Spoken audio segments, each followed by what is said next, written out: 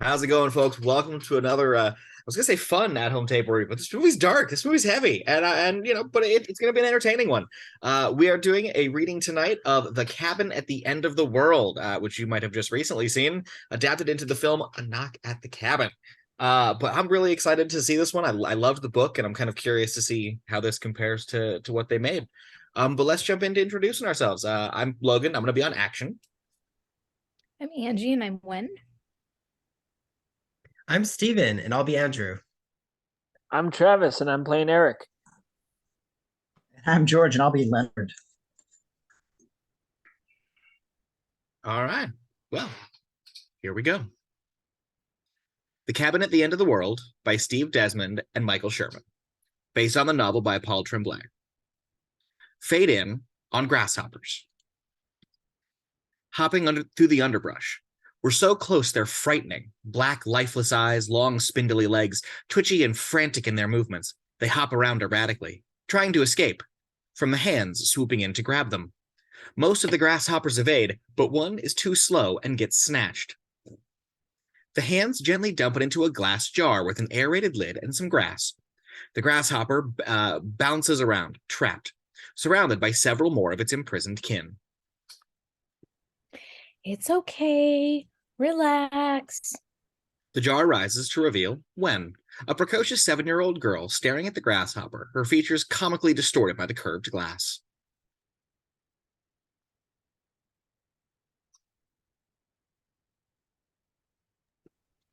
I'm not going to hurt you.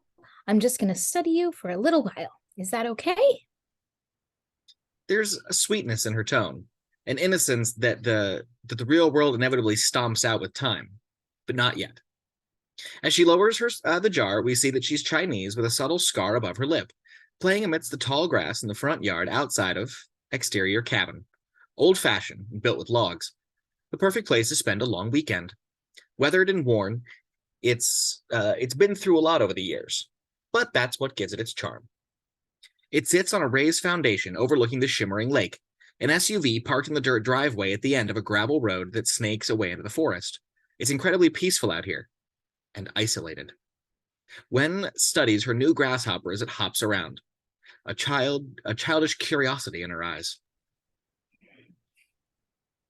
I'm going to name you Caroline after my friend at school. She's really nice. But she farts in class sometimes and pretends like she didn't. So please don't do that. Because you're sharing this jar now, and if the others won't like you if you smell, okay? The grasshoppers jump, having no say in the matter. Satisfied, she grabs her notebook. She's drawn a chart with heading, name, size, boy or girl, energy level. Pretty sophisticated for a 7-year-old. There are already entries for grasshoppers named Liv, Orvin, Sarah, and Gita. She writes Carolyn in a new column and jots down notes. 6 inches for size, obviously way off. For energy level, she thinks about it, then writes, hi, as in hello. Now, there's enough grass in there for all of you, so make sure you share it. And don't bite each other either, please. You're a family. As she continues to play, we can't help but notice that she's all alone out here. No people in sight. No boats on the lake. Just snow-capped mountains in the distance.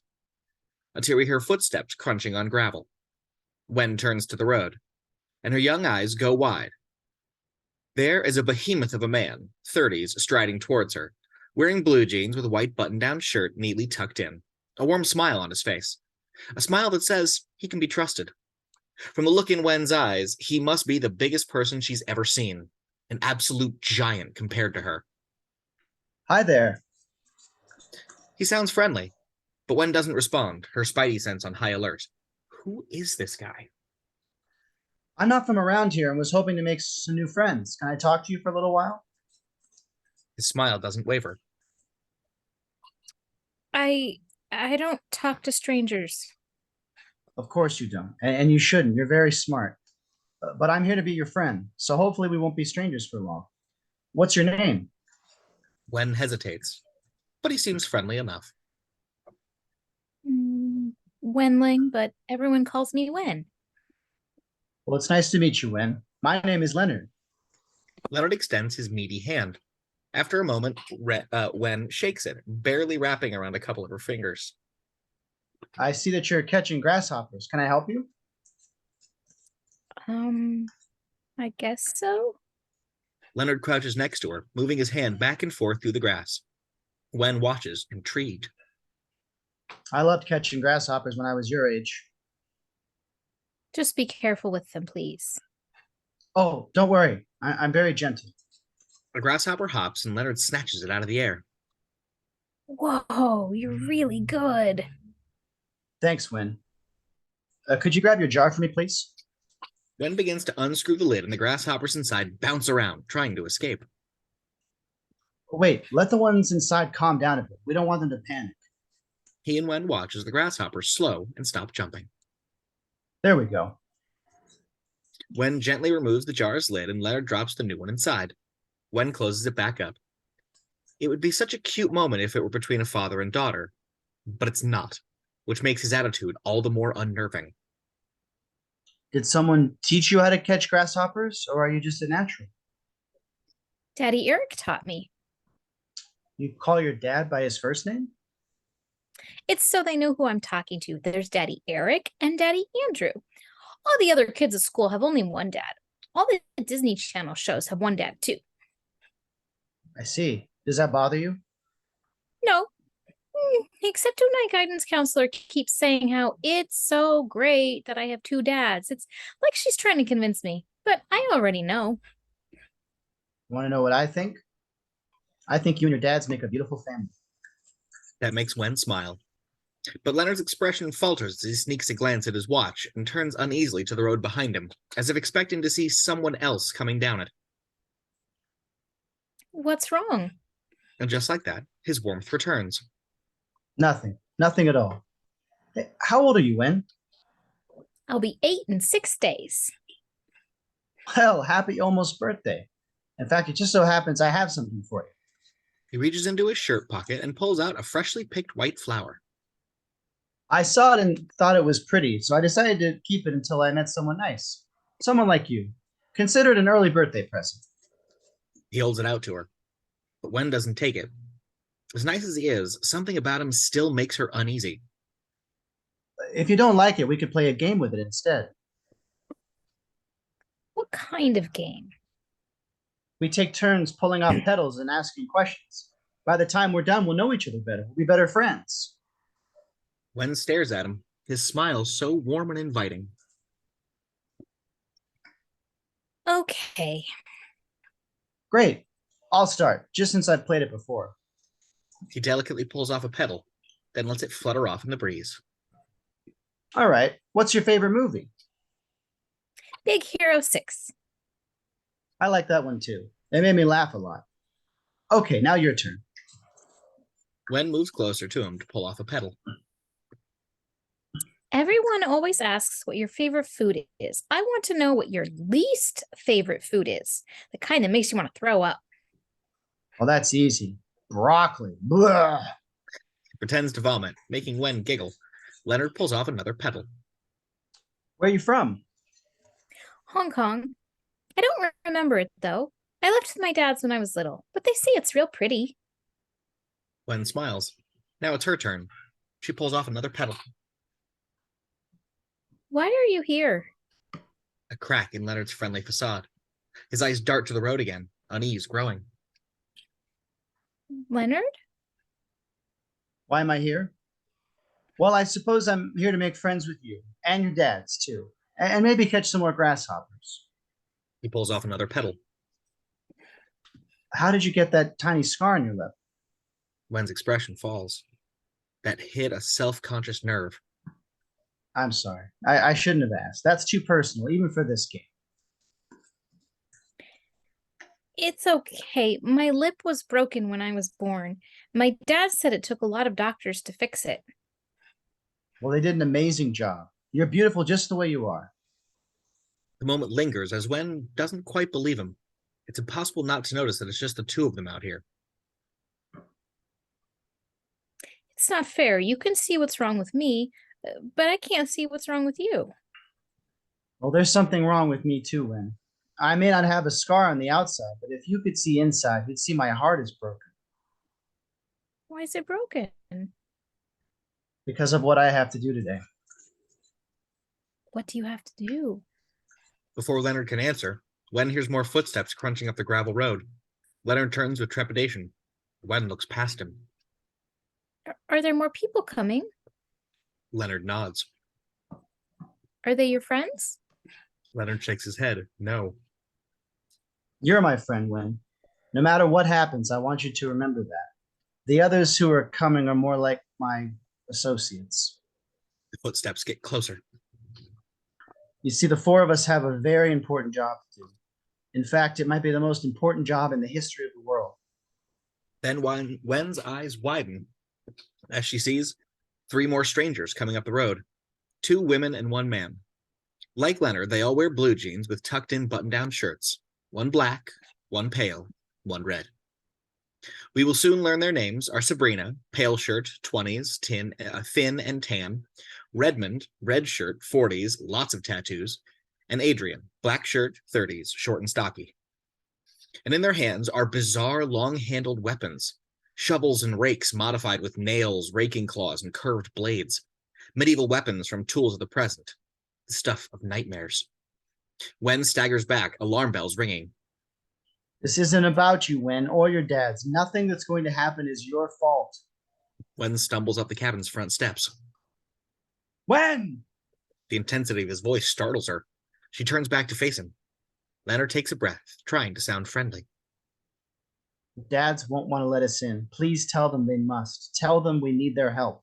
Otherwise, we'll have to find our own way inside. Do you understand? Wen stares back as the others approach. Redmond carries a worn brown satchel over his shoulder. He pulls out a brutish weapon with a sledgehammer head on one end and spikes on the other. Leonard accepts it, then turns to Wen.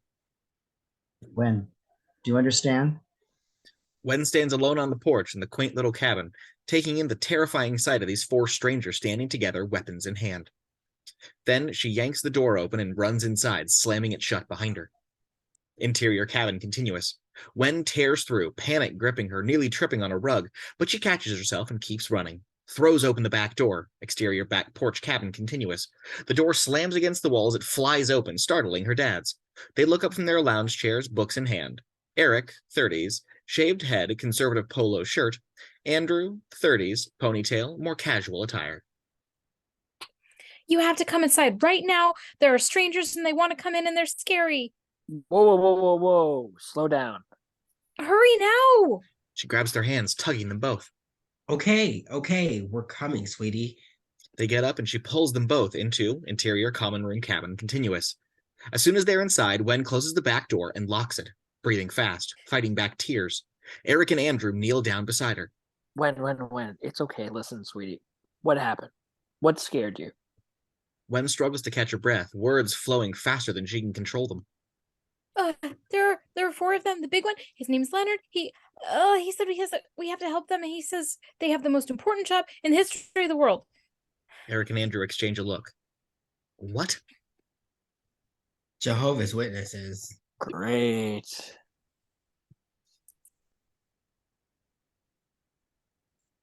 You think it's a situation where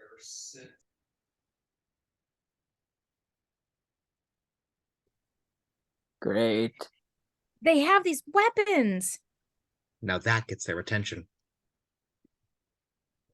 What do you mean they have what? Knocking on the front door.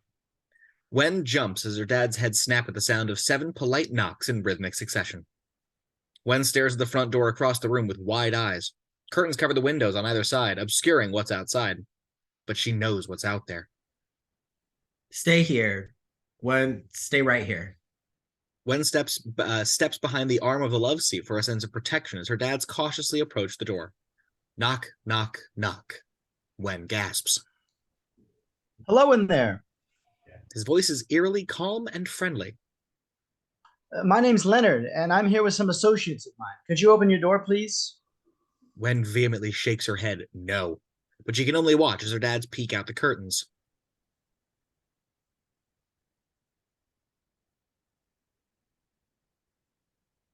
This guy? It's freaking huge. What do we do? I don't know. Tell him to go away nicely. Eric takes a breath, steadying his nerves. Hi, hello, Leonard. Is that Daddy Andrew or Daddy Eric? I met your delightful daughter Wen already. Wen stiffens upon hearing her name. She's so thoughtful and kind. You two should be very proud. This is Eric. Is there something we can help you with? There is. Why don't you open your door? It'll be easier if we speak face to face.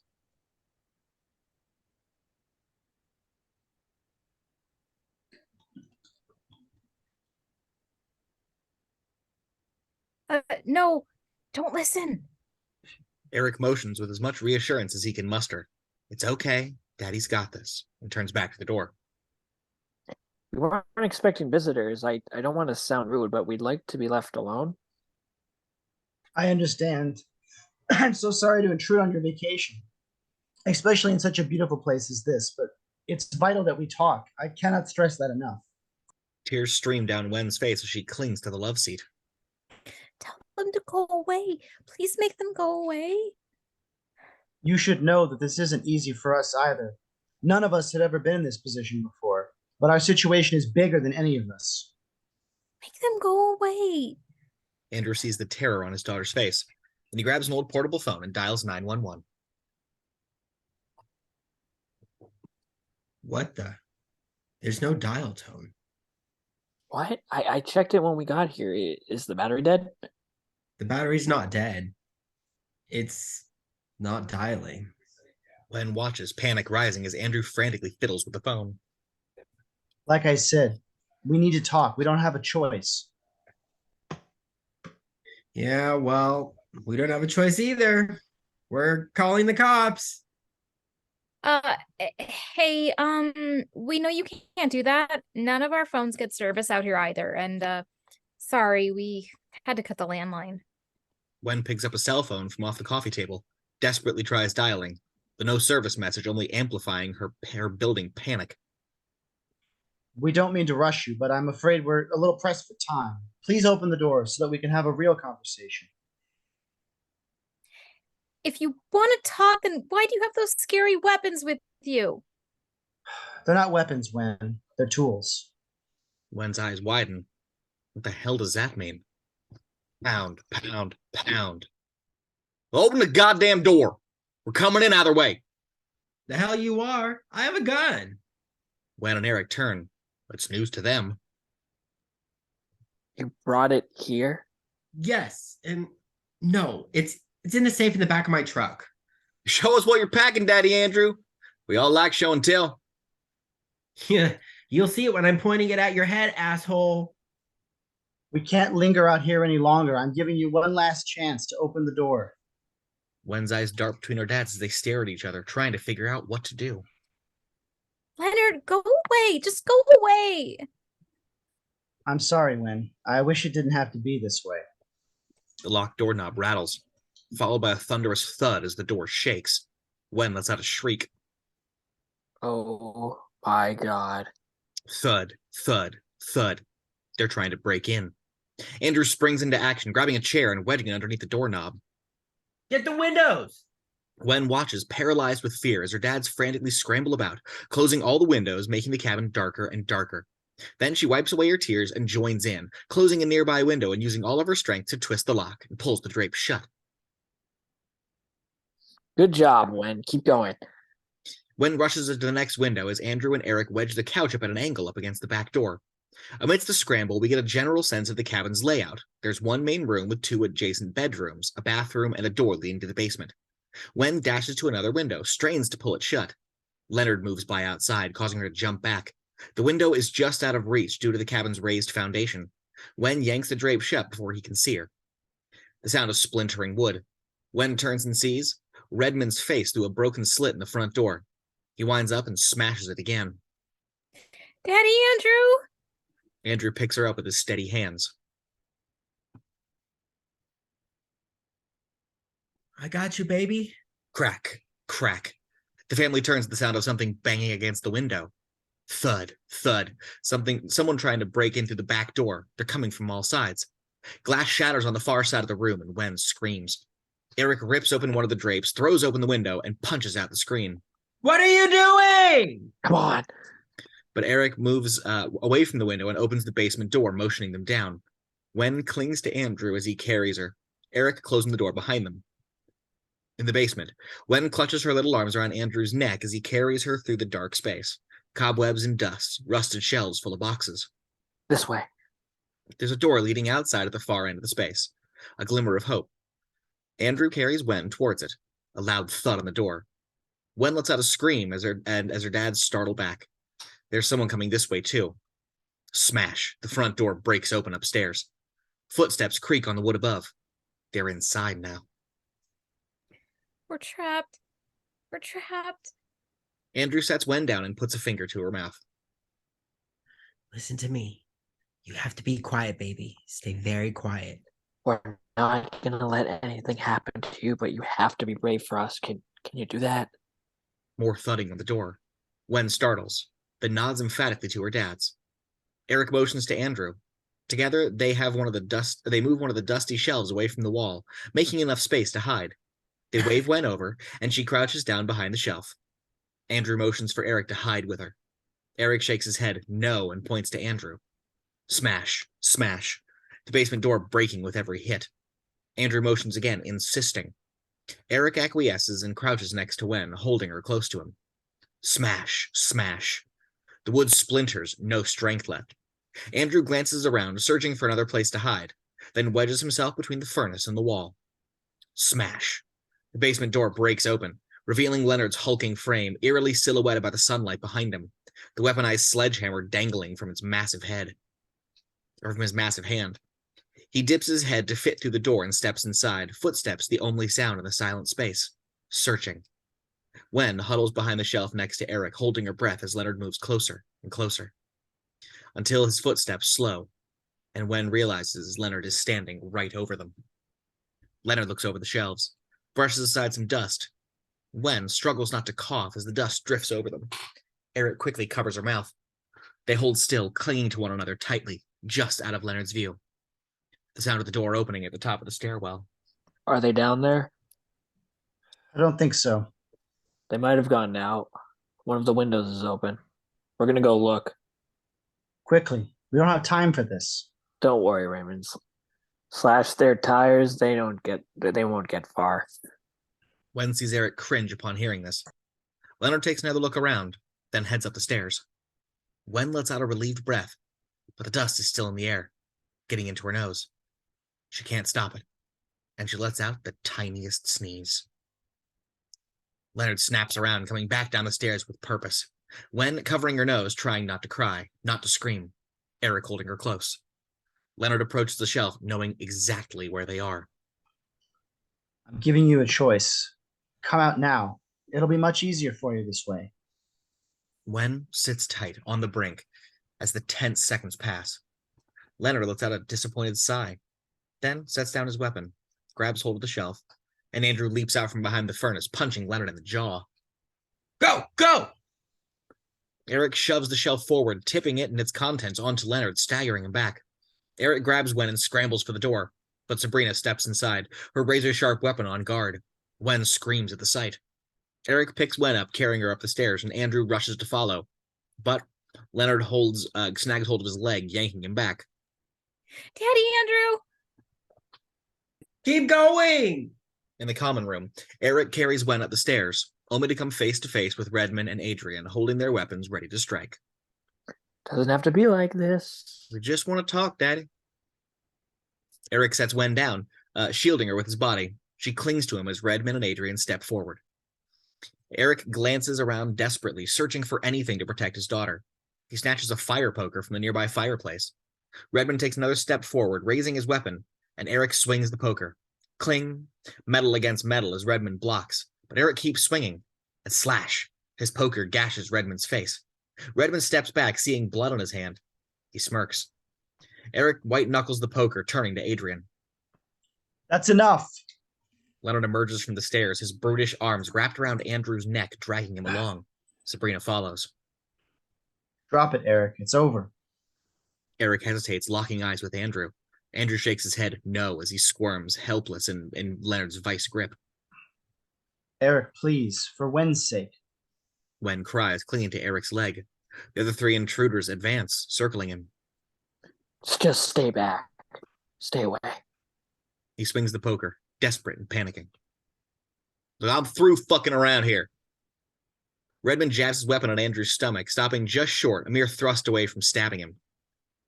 You've wasted enough time already. Now drop it, or I'll end him. Andrew still shakes his head, no, but Eric staggers back, tears filling his eyes. Eric, put it down. Eric feels everyone's eyes on him. He has one hand on Wen, one hand on the poker, completely surrounded. As the intruders move in on him, step by step, what's he going to do? And in that moment, our perspective shifts to Eric. Moving forward, we are in his story as we cut to interior BMW evening. Eric, 2 days ago. Eric sits in the driver's seat of his parked car, wearing a sharp suit and tie, restrained and polished. It's extremely quiet here. Just Eric. And yet he's still tense, weighed down by his thoughts. And that's when we see his hand nervously fidgeting with the wedding ring on his finger. He eyes it, a decision he doesn't want to make. But he pulls it off, but he does, pulling his ring off in one swift motion. He places it into his pocket. Whatever he's about to do, he doesn't want anyone to see the ring. With a fortifying breath, he opens his door and steps out into exterior parking lot continuous. He walks across the pavement with purpose, towards a towering Catholic church. Our Father, who art in heaven, Hallowed be thy name. Interior Catholic church evening. Eric stands amongst the congregants, saying the prayer along with everyone else, blending in seamlessly. Thy kingdom come, thy will be done on earth as it is in heaven. Give us this day our daily bread, and forgive us our trespasses, as we forgive those who trespass against us.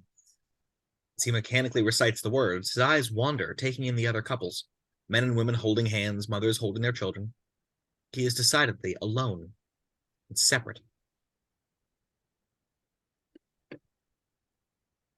And lead us not into temptation, but deliver us from evil. Eric lingers on the last phrase, its words sinking in. Then he straightens, putting on his Catholic mask again, listening to the priest continue as the priest continues the ritual. Interior SUV day. Eric earlier today. Eric sits in the passenger seat, Andrew behind the wheel, Wen in the booster seat in the back. All having a great time, belting out Justin Timberlake's Can't Stop the Feeling and grooving in a silly fashion with the beat. I got that sunshine in my pocket. Got that good on my feet. I feel that blood in my body when it drops. Ooh. As they sing, Andrew reaches over and takes Eric's hand, now with his wedding ring back on. Eric returns with a loving smile. Exterior back road forest day. The music fills the air as the SUV rolls down the gravel road, driving alongside the beautiful lake, glistening in the sun. We can just make out the cabin in the distance. Exterior cabin day. Eric and Andrew stand behind the cabin, looking out over the lake. Eric is in pressed khaki pants and a button-down, very out of place here. Andrew, by contrast, in a vintage t-shirt and ripped cargo shorts, perfectly at home in the outdoors. Andrew takes a deep breath and exhales. Much better than that pine scent from the car wash. Anything is better than the pine scent from the car wash. Hey, Wen, come check out the view. Wen comes scampering around the side of the cabin. How many grasshoppers did you catch? Just one so far. Her name's Liv. You seen any bears yet? Andrew, I swear, don't even start. Andrew laughs. He loves giving his husband shit. Hey, Wen, show Daddy Eric your scary bear face. Wen stands tall, curling her hands into claws, baring her teeth, and letting out her best little girl roar. I assume you taught her that. Of course not, but I'm very proud. Well, fortunately, I came prepared with my own specialty bear spray. He reaches into his pocket, and when his hand comes out, he grabs Wen and tickles her. She laughs hysterically, squirming to escape, then gets away, fleeing towards the lake, giggling the whole way. I would pay to see you try to tickle a real bear. If bears got tickled more, maybe they wouldn't be so violent. Bears aren't violent. Hey, Wen, sweetie. Not too close. Wen steps out onto the rickety wooden dock that stretches over the water. It creaks beneath her. That duck might have rusty nails. Nails? Wen slows, disappointed, and Andrew smirks. Nails my ass. He races past Wen, running across the dock. Cannonball! He triumphantly leaps into the air into the water with a big splash, and Wen races after him with a giddy scream. Wen, don't. Cannonball! Splash, leaving Eric alone on the shore, shaking his head. Come on! The water's warm. You mean the cesspool of germs is warm? Oh, Daddy, fun is so strict. Come on, Daddy fun! Eric sighs, pulls off his shirt, then half-heartedly runs down the dock and jumps into the water. But he screams the moment his head emerges. Oh my god, it's freezing. Andrew laughs, and Eric splashes him in return. Wen joins in, splashing both of them and loving it. Exterior back porch cabin day. Eric and Andrew lounge on patio chairs, Eric in the shade, Andrew with his feet up, enjoying the sun. Eric sets down his book, getting a little antsy. One of us should check on Wen. Andrew doesn't look up from his novel. It's too late. Bears ate her by now. You're such a dick. I'll go free the grasshoppers from her torture chamber in a few minutes. Can you just relax till then? The sun's out. I would like to tan you. Sorry, I'm trying not to hover. Listen, you're like the best dad in the world. Give yourself a break. Eric nods, goes back to his book. A few moments pass, then he sighs, setting it down. I'm just gonna check on her real quick. Andrew sticks out his legs, blocking Eric's path. You shall not pass. What are you, the world's hairiest wizard? He pinches some of Andrew's leg hair, making him recoil. Oh, you're such a bully. Andrew grabs Eric and they wrestle around playfully, until Eric winds up in Andrew's arms. One's having a great time here, and so am I. Me Eric too. smiles, Me too. and they share a sweet kiss. Interior common room day, back to present. Eric now sits on the kitchen table, Andrew beside him, Wen in between, held close by her dad's. The tension hangs heavy, all of them on pins and needles, as Sabrina, Redmond, and Adriane pace around them, lurking with their weapons. Leonard pours a glass of water from a pitcher, the sound palpable. He sets the glass down in front of each family member. Please, drink. I'm sure you're thirsty. None of them move. Andrew stares daggers. Wen, at least take a sip. Stop talking to her. Eric motions for Andrew to calm down, then whispers to Wen. Sweetie, if you're thirsty, it's okay. Wen hesitantly picks up the glass and sips. Leonard nods, pleased, then sits across from them. I understand what you're thinking. Really, I do. But I promise you, we are not here with hate in our hearts. Oh, really? The fact that we are married men had absolutely nothing to do with this, or why you're here, right? For only that simple. We're here, Andrew, because we have to. We don't have a choice. There's always a choice. For you, yes. Not for us. His words linger. The dad's uncertain what he means. If you want money, you can take everything we have. Redmond guffaws. Redmond, please. This is about something far more valuable than money. Then what's it about? Leonard forces a polite smile. I think it would be better if we began with introductions. We don't have time to dick around, Leonard. This is the way it's supposed to be. They deserve to know who we are. An edge in his tone. Redmond doesn't press. Leonard takes a breath, smiling across the table at the family once again. My name's Leonard, and I like catching grasshoppers. Right, Wen? Wen just stares back, terrified. I'm from Chicago. I'm a second grade teacher, and I run the after-school program. Eric and Andrew exchange a look. WTF. Sabrina forces a smile, trying to act cordial in spite of the weapon in her hand. Her voice is soft and restrained. Hi, I'm Sabrina. I'm a post-op nurse from Southern California. Adriane shifts her weight, perpetually antsy and impatient. I'm Adriane. I'm a cook at a Mexican joint in DC. Redmond steps forward, playing with his weapon. Everything is a joke to this guy. Oh, is it my turn now? Great. Well, hello, freaked out family. My name's Redmond. When I'm not brandishing medieval death sticks, I enjoy long walks on the beach, babes, and beer, preferably together. He laughs, but no one else does. Leonard glares at him.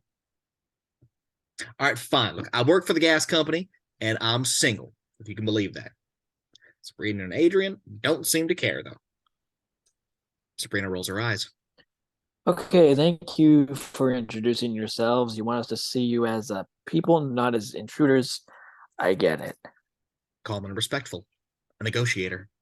If you're here to recruit us for something, we're happy to listen, but we'd much more at ease if you could please put your weapons down. You're scaring our daughter. We're not here to recruit you, Eric. We're not a cult, if that's what you're thinking. The four of us are everyday people, just like you. Eric and Andrew sure don't believe that. If you're not here to recruit us, then what do you want? Leonard hesitates, weighing his words. It's important you know that the four of us didn't meet until earlier this morning. We didn't even know each other existed until a week ago. We're from different places. We work different jobs, and yet we all received the same message at the same time. We were chosen. We were called. The four of us are here to stop the apocalypse. Sheer bewilderment all over Eric and Andrew's faces.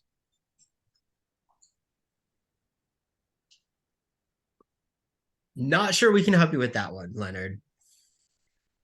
But you can. You see, whether the world ends or doesn't end is ultimately up to the three of you.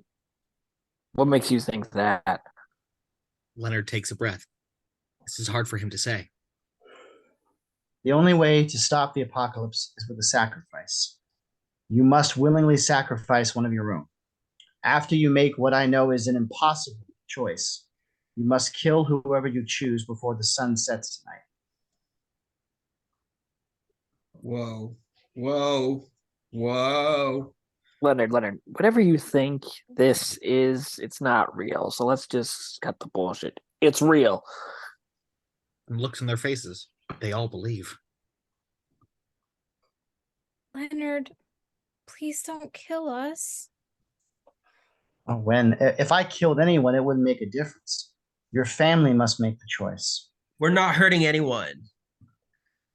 If you fail to make the sacrifice before the sun sets, then it will be the last time the sun ever sets. The three of you will live, but the rest of humanity, all 7 billion, will perish. Then you will witness the horrors of the end of everything and be left to wander the devastated planet alone, knowing what you could have saved. I don't even have words to describe how utterly psychotic that sounds. We wouldn't have left our lives behind and come all the way out here if this wasn't real. I'm sorry. I'm trying really hard to understand this. Do you seriously expect one of us to do something so horrific just because you told us to? I can't imagine how hard this is for you, but this is the way it's always been. It happens every few years, and every time the family makes the right choice. Wait, but you said that none of you have ever been in this position. So how do you know that it's happened before? Because the world is still spinning. Eric and Andrew exchange a look, neither buying any of this. We're asking you to make a choice like many others have before you. And the sooner you make that choice, the more lives will be saved. It's like that song, you know? He's got the whole world in his hands. Stop it. None of us are going to hurt each other. Not now, not ever. Wen vehemently nods. Perhaps I should be more specific about what will happen if you don't choose.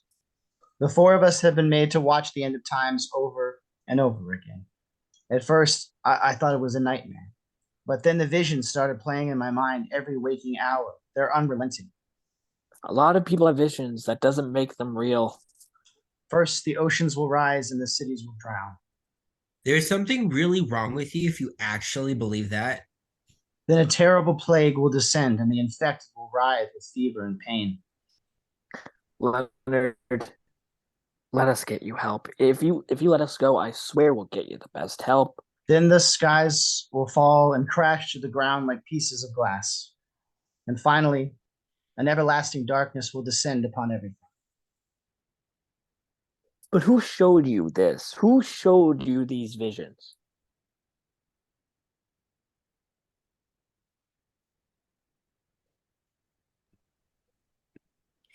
Listen to them. They think we're nuts.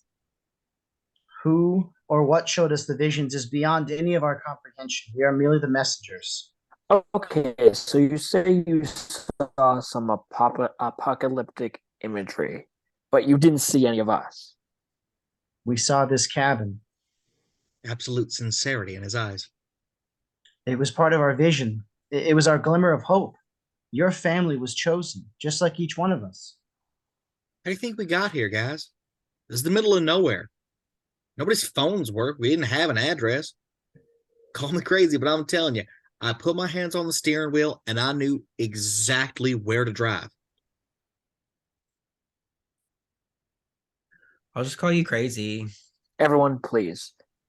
Now, if this really is the end, there's a major flaw in your reasoning. You're talking about saving the whole world, but you're all Americans. Isn't that a little nationalistic for some greater power like God? I don't have all the answers, Eric. We've already told you everything that you need to know. Now you must make a choice. We're not choosing anything. I told Wynn that I think you're a beautiful family, and I do. But I also believe that your family was chosen because you're strong enough to do what must be done. Redmond paces around the table, leaning down towards Eric and Andrew. Tick tock, tick tock. Hurry up, boys. Everyone's counting on you. He's got the whole world in his hands. He's got the whole world. Andrew suddenly grabs the water glass and shatters it on Redmond's head. Redmond staggers back, yelling in pain. Andrew leaps to his feet, grabbing hold of Redmond's weapon. They struggle forward as Eric joins the melee. When, go, run. Wen is just as surprised as the others. By the time she runs for it, Leonard is up on his feet. He shoves the table aside and scoops her up. She screams and fights against him. Eric rips Redmond's weapon away. He swings it forward, keeping the others back, yelling at Leonard. Put her down. Let her down. But he doesn't see Adriane swinging her staff low, and it slams into Eric's knee, taking his leg out from under him. He falls, smacking his head on the table's edge with a sickening crack. Cut to black. Darkness. Then the sound of pouring rain. Suddenly, we're hit with a series of grotesque images, flashing from one to the next with jagged intensity. A wave of water floods by us, filled with lifeless bodies, their dead eyes open, staring away. Others flail helplessly, screaming and crying as life leaves them. An empty seat, dead bodies strewn about, their bloody skin covered with lesions, fingertips blackened, some clutching onto others in one final embrace, still more lying alone and forgotten, flies buzzing around their carcasses. A raging storm fills the sky, lightning cracking, thunder echoing, sheets of rain.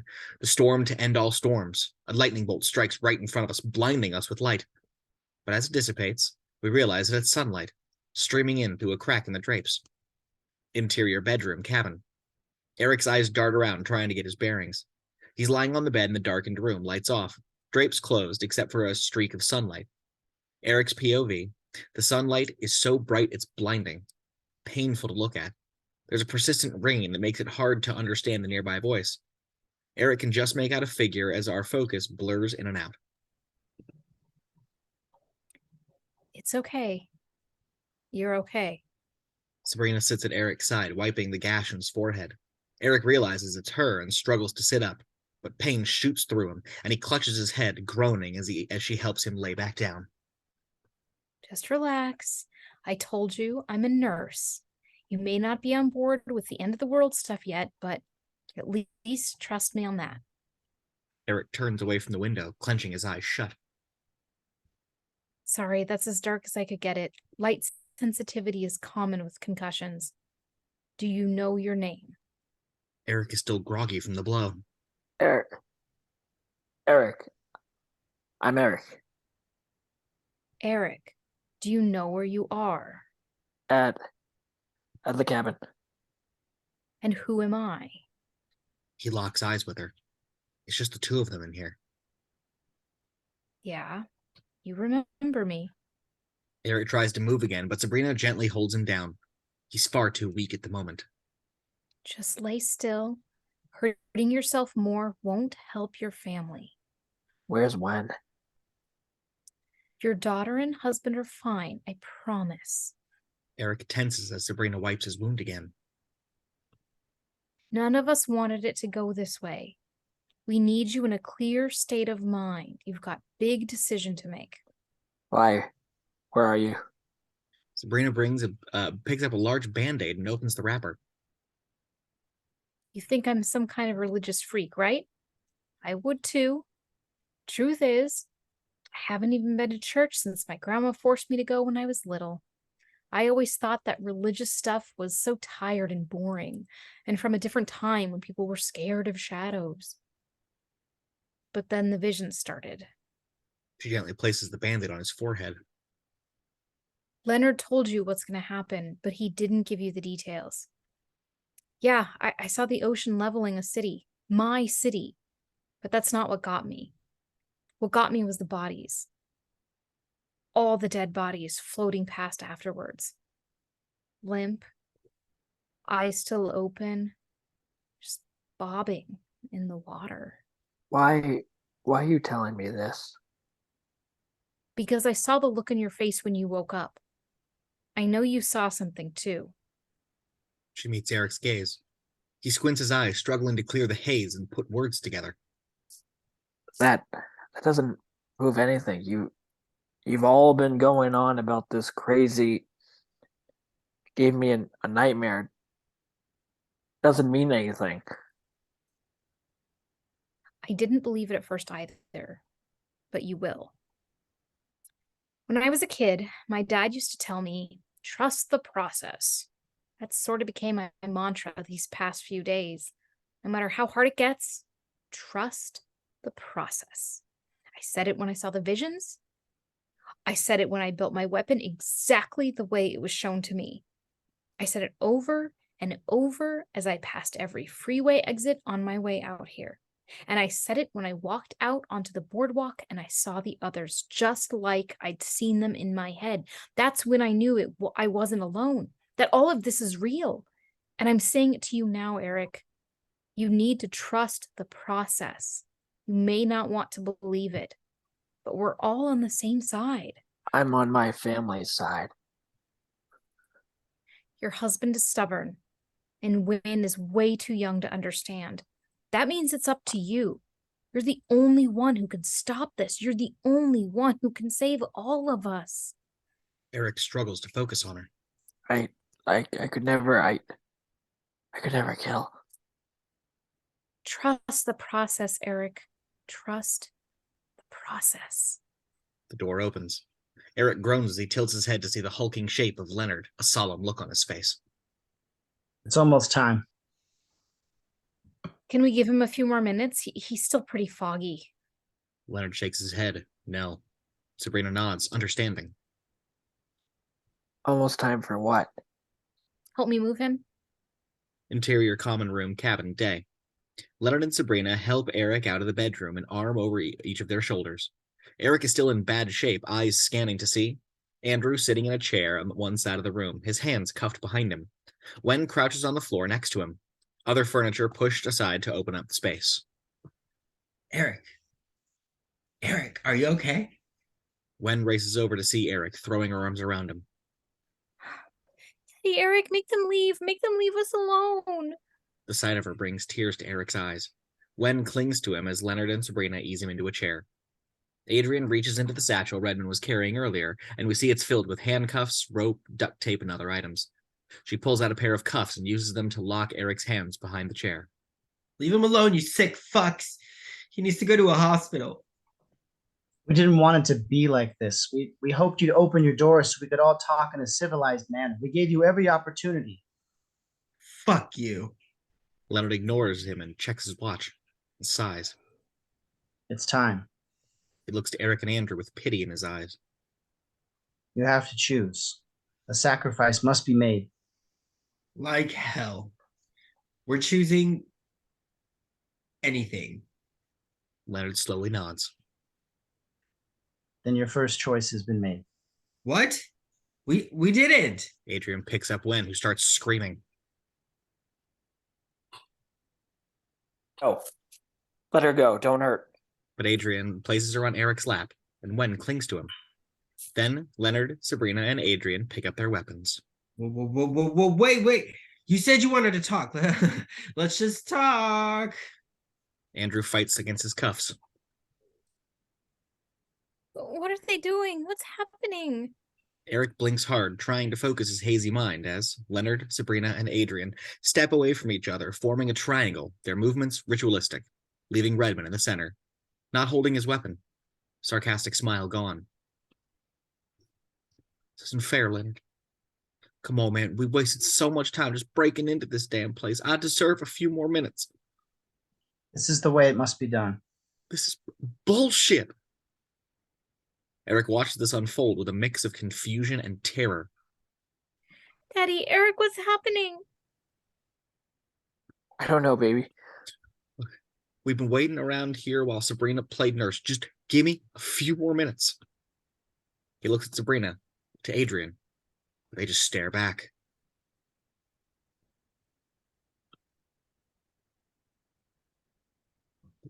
Come on. Sabrina, Adriane, come on. They don't waver. Redmond turns to the family, desperate. You can still stop this, but you better hurry the fuck up. With shaking hands, he reaches into his pocket, pulls out a thin white cloth. He stretches it over his face, revealing it's a mesh mask, a truly creepy sight to behold. What's he doing? Redmond sinks to his knees before them. Eric's mouth falls open, realizing what's about to happen. When? Don't look. But she keeps watching as Leonard, Sabrina, and Adriane close in around Redmond, taking deep, steadying breaths, hands clenched around their weapons. Please, look, you could stop this. Look, make a choice. Make a fucking choice. The others raise their weapons and they close their eyes, muttering to themselves. Redmond begins trembling. Oh, God. No, don't do that. Stop. I swear to God, this is all real. It's all real. Behind him, the curtains flutter in the breeze, letting in a beam of bright sunlight. Eric squints as the light flares, and through a blurry vision, he sees an amorphous glowing figure hovering above Redmond. Eric blinks, and just like that, the figure's gone. Was it actually there? Or is his concussed mind playing tricks? Then Eric refocuses on Redmond, kneeling before him. Please, you still have time to save us. You can still save everyone. Adriane closes her eyes. Then she swings her staff down on Redmond. When? Close your eyes. Wen buries her face in Eric's shirt just as Adriane's raking claw slams into Redmond's face with a sickening splat. He lets out a high-pitched shriek of a wounded animal. The dads cry out in horror, and Wen screams. Jesus Christ. Sabrina swings her bladed staff at Redmond's skull, and Eric turns away, closing his eyes as we hear the grotesque sounds of metal meeting flesh. Adriane and Sabrina shower blow after blow upon Redmond. We don't see the impacts, but we hear them. We hear Redmond's screams. And every time Sabrina and Adriane raise their weapons, we see more blood and gore layered on them. We catch glimpses of Eric and Andrew reacting and cringing, yelling. Wen crying as she holds on to Eric. All the while, Leonard just stands there, watching and waiting. We hear Redmond whimpering and writhing on the floor. Then, ever so stoic, Leonard raises his enormous sledgehammer over his head and slams it down with a horrifying crunch. Blood splatters across his face and his white shirt. And Redmond whimpers no more. An unnerving silence takes hold. Holy fuck. Eric opens his eyes, but nothing can prepare him for the sight before him, horrified beyond words.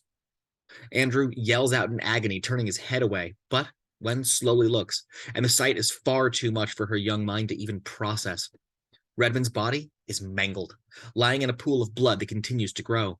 his white mask now crimson with more blood oozing out of it. What? I love you so much. I love you, Wesley. But his words do little to soothe her. Eric looks to where the figure of light appeared, but it's gone. It was even there in the first place. Leonard, Sabrina, and Adriane stand over Redmond's body, taking slow breaths in and out.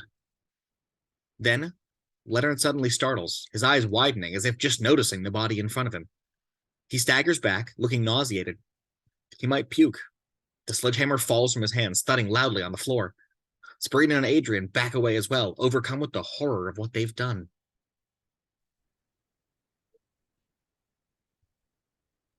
Oh, God. Oh, God. Leonard's hand trembles as he checks his watch again. Then he staggers across the room. You're sick. You're all sick. The fuck's wrong with you? Leonard picks up the remote control and turns on the TV. What? Now that your friend said it's time to catch up a game? He wasn't my friend. Leonard flips through the channels, the volume barely audible, stops on CNN. Commercials above the news scroll. Just watch. Watch what? The results of your choice. On screen, a breaking news bulletin flashes as the program turns to a news anchor. It's starting. He turns up the volume. A 6.4 earthquake that struck 4 hours ago at the Aleutian Islands in the Bering Sea. The U.S. National Tsunami Warning Center has issued a cautionary advisory for the western seaboard. We told you this would happen.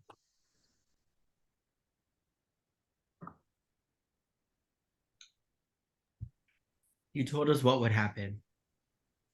If you didn't make a sacrifice, the oceans will rise and the cities will drown. I use those exact words. The cities will drown. Are you even listening to what they're saying? That earthquake happened 4 hours before you got here, long before you said that. Not exactly some big prophecy. Just watch. They all do so in silence as a video shows several capsized boats in the harbor. Thus far, we've had reports of 10-foot waves making landfall in the Hawaiian Islands. At this time, no injuries have been reported, and only minimal property damage has been sustained. No injuries. Minimal property damage. This is some doomsday. Just wait.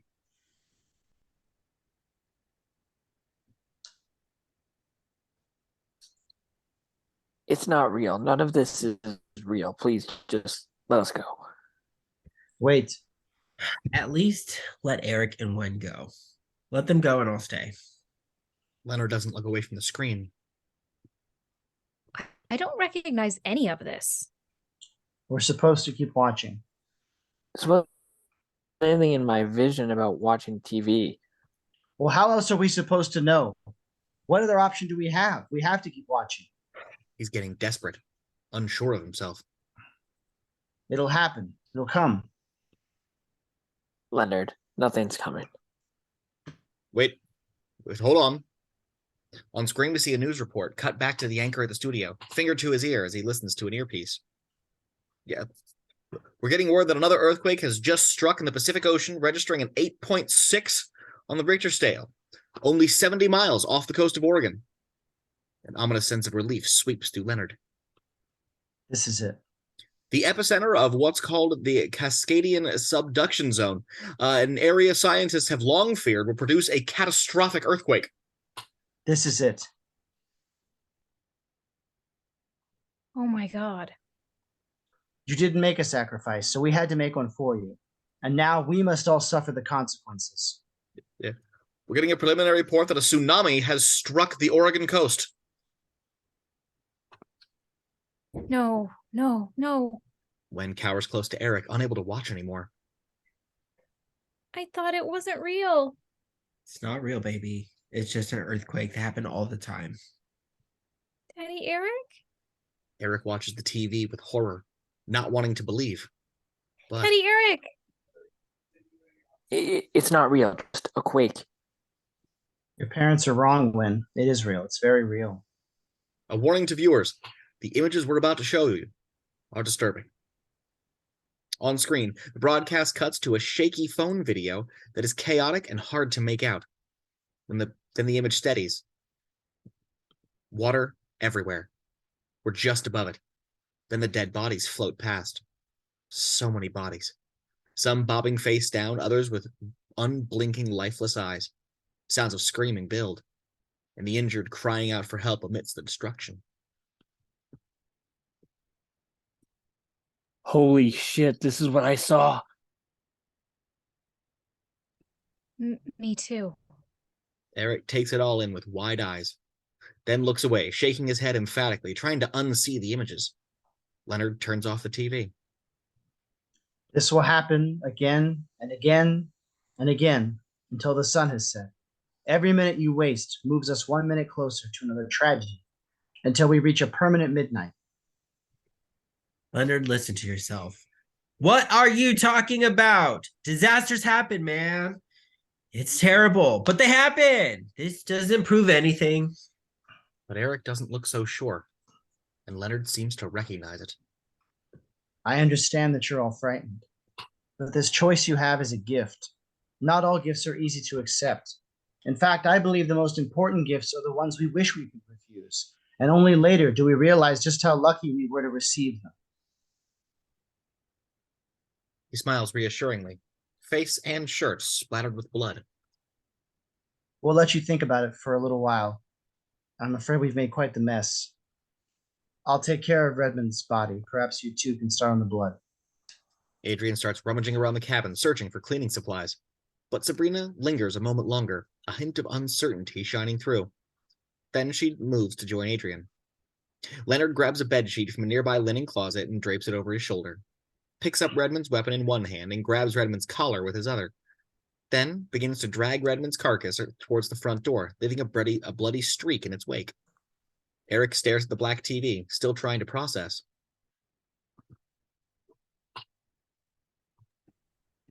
Daddy Eric? Are you okay? Daddy Eric? Her voice snaps him out of his haze. Yeah, baby. Daddy Eric's okay. We're all gonna be okay. But his words are strained. Wen puts her arms around him. Eric instinctively tries to hug her back, but his cuffed hands clink on the chair. Andrew watches, pained by seeing his husband and daughter like this. Eric, are you really all right? My head's still ringing, but my vision's clear. You know that first earthquake happened 4 hours ago, right? Leonard's been checking his watch 1,000 times. They've been timing all of this. I know. I just don't want you to be, too spooked or anything. Eric turns, realizing what Andrew's suggesting. Do you think I believe them? No, just, with your head and all, I just want to make sure you're thinking straight with how they're trying to manipulate us, how they knew about the first quake and how the second was triggered by it. I can't believe this. You think I believe them? No, I'm sorry. I'm just scared, okay? I'm just really scared of what they're gonna do. I don't believe them. But there's a tension in his voice, and Andrew recognizes it. Adriane and Sabrina return with cleaning supplies and a trash can. The dads are quiet as they begin sopping up the pool of blood. Wen looks away and closes her eyes, though Eric can't help but notice that Sabrina's breathing is labored. She's silently crying, tears running down her cheeks. That's what she said. Exterior cabin day. Leonard drags Redmond's body out onto the porch, leaving a bloody trail behind him. He sets down Redmond's weapon. He sighs, taking in the remains of the human before him. And as we linger, we realize we're in Leonard's POV now. This is his story. Leonard crouches down, looking at the dead man's face. One of Redmond's open eyes peeks through his mesh mask. Leonard stares at it for a long moment. And we see a hint of regret on Leonard's face, a glimpse of the man behind the monster. With a shaky breath, he reaches down and gently closes the dead eye. When the giant man stands up, shakes out the white bedsheet, guiding it gently to gently fall over Redmond's body. Gives a small nod, which is the way it's supposed to be. And then a red bloodstain slowly spreads through the sheet. Leonard stops and stares. watching it grow and grow.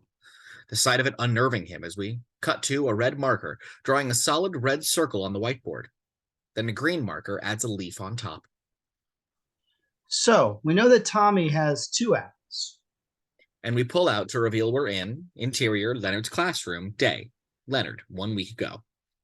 Leonard looks enormous in a room full of miniature furniture for the little second graders. But his excitement and verve are even bigger than his body. The passionate teacher you want your child to get in school. He's drawn 2 apples under a stick figure boy. Points to a nearby stick figure girl. And we know that Lily has 4 more apples than Tommy. So let's start with what skill we're going to use to solve this problem. Several hands rise around the classroom. He points. Addition. That's right, addition. Leonard gets to work drawing additional apples on the board. We're going to take the number of apples that Tommy has and add how many apples? Whispers behind Leonard. He sighs and turns to the class. Is there something someone would like to add to the discussion? The students exchange confused glances. Leonard looks from student to student, but no one admits guilt. All right, I'll let that one go. He goes back to drawing his red apples. So we're going to add how many more apples. Lily has to figure out how many total apples she... Whispers behind him once again, louder this time. Leonard snaps around. If you have something to say, please raise your hand so that I can call on you. Now the students are even more baffled, exchanging nervous glances with one another. Are you okay, Mr. Travers? Leonard sees the concern on their faces. Then the whispers rise. Leonard tenses, looking around. None of the students' lips are moving. Yet the whispers persist, coming from nowhere and everywhere. Interior Leonard's apartment, night. The cozy home of a man who chose to give back rather than live in luxury. But Leonard is far from comfortable as he paces around, whispers coming from behind him no matter which way he turns, surrounding him. He cranks up music, blasting classic rock, but the whispers only become louder, drowning out the music. We can't quite make out what they're saying, but from the looks of it, Leonard certainly can, and it's freaking him out. Interior Leonard's apartment, night. Leonard is now curled up in bed, hands clenched over his ears. The music blares from the other room, but it's no use. The whispers surround him, overwhelming him. Stop it, leave me alone. But they're not going away. Please, please. Interior schoolyard, day. Leonard, 5 days ago. Leonard moves aimlessly amongst the children, playing at recess, lost in a haze. He hasn't slept in days. The children are all around him. Their laughs and yells seem to echo in the distance, drowned out by the incessant whispering. Leonard tries to ignore it, but can't. Every second of his life, now a living hell. Then his eyes see a girl lying face down on the ground by one of the play structures, not moving. Leonard snaps back to reality. Chelsea? Chelsea! Leonard runs to her, the whispers fading as he comes to the little girl's aid, turns her over, revealing that the girl is covered with plague-like lesions and fingertips blackened, like she's been dead for days. Leonard recoils at the horrifying sight, trying to make sense of it. Then he realizes the schoolyard is suddenly silent. No sounds of kids playing. He slowly turns. The bright sun has been replaced by dark clouds and fog, and all around him, every child is lying dead on the ground, covered with lesions, fingertips blackened, flies buzzing around them. Leonard staggers, overwhelmed by the sight. But then he blinks, and suddenly everything is back to normal. Children frolicking about, as if nothing happened. But Leonard doesn't move, frightened beyond words. The whispers rise again, only this time, Leonard doesn't fight them. Instead, he takes a deep, shaky breath. Exterior boardwalk, day. Leonard earlier today. People everywhere headed to the beach, perusing shops, on carnival rides, enjoying a summer day. Leonard moves among them, now dressed with jeans and a white button-down shirt neatly tucked in. He's tense, filled with trepidation, transformed by his experience. His eyes dart around the commotion, passing over the tan bodies with indifference. He's searching for someone. Then his gaze steadies, and he slows. Standing at the boardwalk rail are Sabrina, Adriane, and Redmond, all dressed with their jeans and their colored button-down shirts, staring right at him. They've been waiting. Leonard stiffens as if he's clinging to one last shred of hope that this wasn't real. But with a steadying breath, he steels himself and approaches. He stops in front of them, For a long moment, they all just stare at each other. Did everyone bring what they were told to? The others nod. Leonard nods back, resolved. Then he steps to the railing and looks out over the crowded beach below. The others take in the sight with him, gazing at all the people.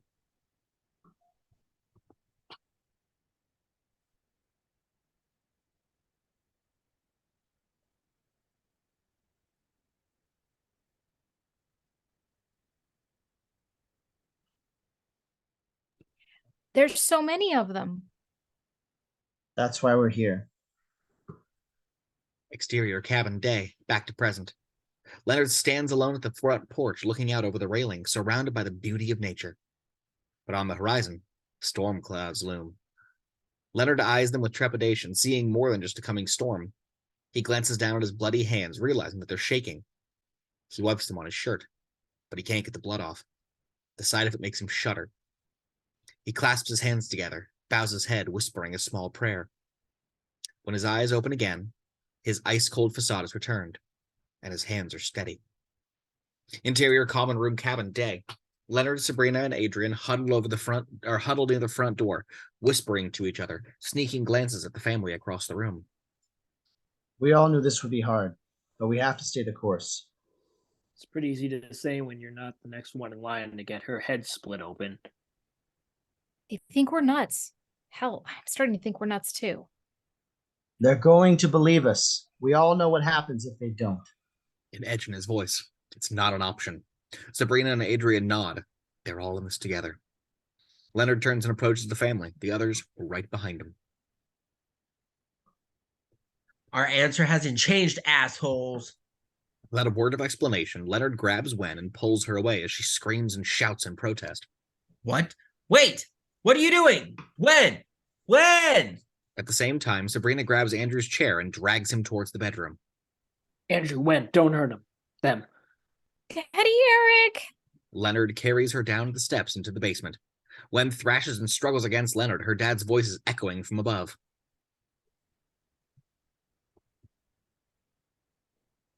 Wen! Don't listen to them! Don't listen to them! Daddy Andrew! Shh. Calm down, Wen. Calm down. You're okay. You're okay. He sits her down on a workbench and takes a step back, raising his hands in a non-threatening manner. I just want to talk, all right? I just want to talk. Wen's alarm diminishes, still on guard, but listening. Leonard nods, pulling up a nearby stool and sitting down. Listen, I know you're scared right now. I know you probably don't like me much either, and that's okay. But I want you to know, when I said you were my friend, I meant it. No matter what happens, I'm not going to let anything happen to you. And I know your dads won't either. The world's a better place with you in it. He smiles with sincerity. He means it. But she doesn't give an inch, still staring him down. Hey, do you like reading? I bet you do. He waits for her to respond. Feeling the pressure, Wen hesitantly nods. Have your dads ever read you any one of the really old stories? They read me Alice in Wonderland. I like that one a lot. But the story I'm thinking of is much older. It goes back thousands of years. It's about a dad who had to make a really hard choice, a sacrifice. Do you know what a sacrifice is, Wen? Wen shakes her head no. Leonard speaks with the same gentle charm we heard from him in the classroom. Sacrifice means letting go of something or someone that you really love in exchange for something even greater. You see, a long time ago, there was this man named Abraham. He was a wonderful person, thoughtful and smart. In fact, he was a lot like you, Wen. He was so perfect that God chose him to lead a whole new nation, a place where everyone would be safe and happy. Wen listens, drawn in. But God needed to know if he could trust Abraham. So God gave him a test, just like your family's been given a test.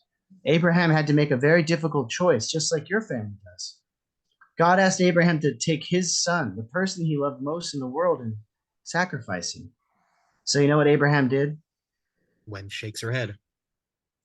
Abraham took his son up to the top of the highest mountain. Then he took out his knife and put it to his son's neck. Wen's eyes widen. Leonard smiles. But God told Abraham to stop. You see, Abraham passed the test. He made the right choice. He'd proven that he believed, and his son got to live. Abraham was willing to sacrifice everything to help everyone. Leans in closer to her. Now, thousands of years later, we still sing songs about it. He's a hero. And your family, you can be heroes too. Heroes who save the whole wide world. Wen takes this in, realizing what he's saying. But it's just a story. It's not real. It wasn't just a story, Lynn. Abraham was chosen, just like you and your dads have been chosen. And I believe what happened to Abraham will happen to your family too. We wouldn't have to hurt anyone? That's right. If one of your dads would have put a knife up to the other's neck, I believe God would say, that's enough. Do you think you can help convince them to do that, Wen? Wen ponders this. It seems almost reasonable at first. But then her expression turns. What if he doesn't tell us to stop? Leonard hesitates. Well, then perhaps it's not meant to stop. Daddy Eric told me God was about love, but yours isn't about love. Your God is a killer. He's not a killer. He's just asking for a sacrifice. And if we disobey, then others would die. That would make us the killers. I don't believe you. When? You're not my friend. You never were. A newfound strength in her young eyes. Leonard leans back, genuinely hurt. Exterior cabin evening. The sun begins to descend as the dark clouds drift towards the little cabin. A jagged bolt of lightning flashes, followed by a rumbling thunder.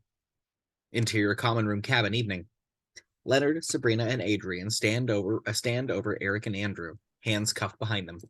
Wen back in Eric's lap, glaring up at Leonard. Once again, you have the opportunity to choose. We don't know yet what's happening in the other rooms, but Eric looks even more troubled. Whatever happened with him and Adriane, it's shaken him to the core. While Sabrina looks even more uneasy after her time with Andrew. Leonard glances at his watch as the seconds tick, tick, tick. Adriane tries to steady her breathing. I don't mean to rush you, but our time is short. Mean my time is fucking short? She turns to Eric. He can't meet her piercing gaze. Don't make me do this. He doesn't respond. What does she mean? Listen, man, you and us and everyone on this planet is going to run out of chances if you don't choose right now. He doesn't believe you. None of us believe you. Let your time run out. We're not going to do what you want. Eric, this is your last chance. Her eyes plead with him, but he remains steadfast. Very well. Your second choice has been made. I'm sorry. Wen clings to Eric, burying her head in his chest, knowing what's coming. Leonard picks up his weapon, the sledgehammer head still coated with Redmond's dried blood. But Sabrina hesitates. You don't have to do this. Sabrina? Sabrina meets his gaze, conflicted. Then she obediently picks up her weapon. You don't have to do this. Leonard and Sabrina step to opposite sides of Adriane, taking deep, steadying breaths once again. No. Wait. We move into her as tears well up in her eyes, and we are now in Adriane's perspective, seeing her story. She glances around, desperate, beginning to panic. Leonard and Sabrina step closer to her, weapons raised.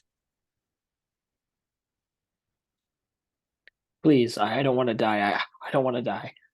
Cut to interior Adriane's house, evening. Adriane, 1 week ago. Adriane dabs her eyes with a dish towel, wiping the tears away. Then she goes back to chopping onions. She's making fajitas with the finesse of a pro, the meat and vegetables sizzling in the pan. Looks so good you can taste it. She looks like a different person here, rested and carefree. Mama, is it almost ready? Adriane smiles as Manuel, 5, comes in the back door.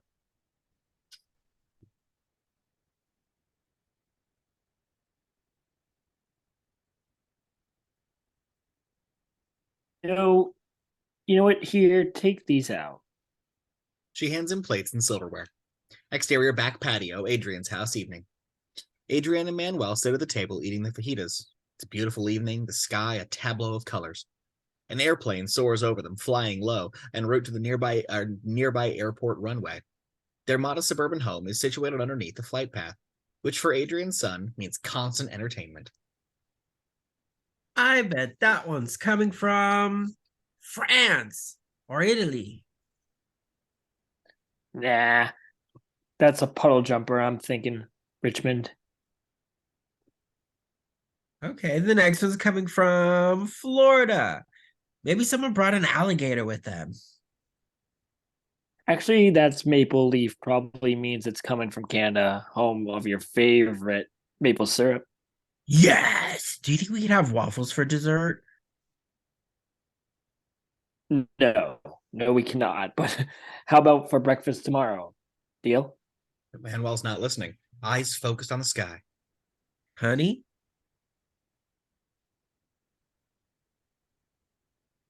What's wrong with that? Adriane turns, following his gaze. Then she gasps as she recognizes the smoke trail, an airplane plummeting towards the ground in the distance. Oh my god. Her jaw falls open as she sees a second plane trailing smoke and falling from the sky, still distant but closer to them. What's happening to them? I don't know. A shriek of grinding metal above them. Adriane looks up. There's a third plane crashing right towards them. Adriane watches, paralyzed by the sight, and Manuel screams. The plane crashes into a nearby house, sending out an enormous fireball. Adriane wraps up Manuel as the flames engulf them, overwhelming their screams. Smash cut to Adriane still sitting on the patio. Mama, are you okay? He stares at her quizzically. Adriane snaps around to look at the sky. But all the planes are where they're supposed to be, on their normal flight paths towards the airport. It's nothing. Mama's fine. She forces herself to pick up a fork and take a bite of her food, but her hand is trembling. Interior kitchen, Adriane's house, night. Adriane leans against the counter, dirty dishes filling the sink in front of her, staring off in a daze. And once again, we hear the same whispers that plagued Leonard echoing around her. Adriane twitches one way, then the other, shakes her head, covers her ears, trying to drive the voices out. No. But they persist, incessant. Interior, Manuel's room, Adriane's house, night. A nightlight projects stars across the ceiling, playing a soft lullaby. Manuel is asleep, curled up in bed. Adriane sits by the bedside, gazing down at him with all the love of a protective mother. But the whispers continue, unrelenting. Adriane's hand trembles as she caresses Manuel's back. She blinks and tears run down her cheeks. But she sniffles hard and wipes her face, then steadies her breathing and begins to listen to the voices. Interior, kitchen, cabin, day. Adriane, a few minutes ago. Chop, chop, chop. Adriane slices another onion on a cutting board. She glances down at it, wiping her tears away, remembering. With resolved breath, she sprinkles cubed onions over 2 restaurant-style sandwiches, closes them up with another slice of bread, and carries the plates into the common room, where Eric has been pulled up to the table, hands still cuffed behind his back. Didn't have a lot of options for getting creative, but I'm betting these will still be pretty good. Someday you'll have to try my fajitas. Will blow your mind. She sets a plate down in front of Eric and sits across from him. He glares back at her. Eat up, man. Oops. Eat up, man. No one makes good decisions on an empty stomach. She picks up a sandwich and holds it out to him. Come on, you must be starving. Eric turns away, refusing. Listen, I know you think I'm a bad shit crazy, but trust me, my food's top notch. Oh yeah, that's good. Seriously, get in on this. He won't look at her. Adriane chews and swallows and sets the sandwich down. All right, I'm gonna level with you. I'm the next one to go. I'm the next sacrifice. So I'm counting on you, man. You're like my last hope. Here. A tinge of emotion breaks through. I don't want to die like Raymond did. I don't want to be butchered like some animal. Then maybe you should just leave. I can't leave. None of this can stop until you make a choice. Don't you get that already? I mean, look at me. Look at me. She waits until he does. You think I want to be here? I'm just some fucking cook, but here I am begging you to do what has to be done. Because if you don't want my son's gonna die over the past few days, I've had to watch him die over and over and over again. I've watched my little boy burned alive as I held him in my arms. I can't get that sound out of his screams out of my head, even right now. So as a mother, believe me when I tell you that this is really happening, and it's up to you. I won't do it. You have to. Any moment now, Leonard's gonna come up those stairs, and the next round will begin unless you stop it. Eric breaks eye contact, defiant. Adriane sighs. Listen, we're not supposed to hurt any of you. We can't force you to make a choice. I saw some crazy shit, but I didn't see any visions like that. That doesn't mean I don't want to do what I have to do. You get me, Daddy Eric? A chill down Eric's spine. I want to be alive at the end of this. I want to be alive for my boy. So if I have to hurt Andrew, or if I have to hurt them real fucking bad to get you to do what has to be done, I'll do it. She leans closer, whispering into his ear. Don't back into a corner, because I'm telling you, I'll fucking do it if I die. One of them dies with me. Eric takes a shaky breath. Footsteps on the stairs. Adriane turns to see Leonard coming up from the basement, dragging Len along with him. And the sight of him makes Adriane turn pale. Exterior cabin, evening, back to present. The sun has moved further across the sky, its light being gradually overtaken by the towering storm clouds. They're nearly upon us now. Interior common room cabin, evening. The tears are still wet on Adriane's cheeks as she glances from side to side. Leonard and Sabrina circling in around her with their medieval weapons. Their movements precise and ritualistic, just like before. Please. Oh, God. She moves towards Eric, pleading with him. You're just going to let this happen. Just let thousands of more people die. Don't listen to her. Oh, he's going to listen to me. He's going to hear me scream and wail and choke on my own blood. And I'll just be the first of so many, many more.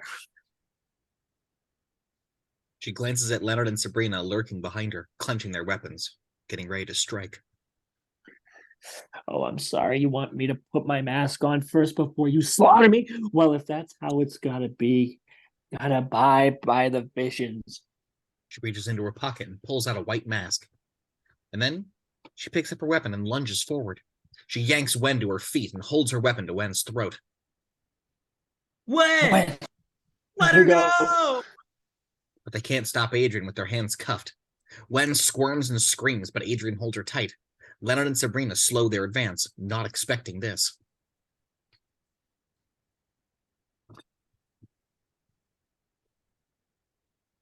Adriane, stop. Stay back. Stay back or I'll slice her up.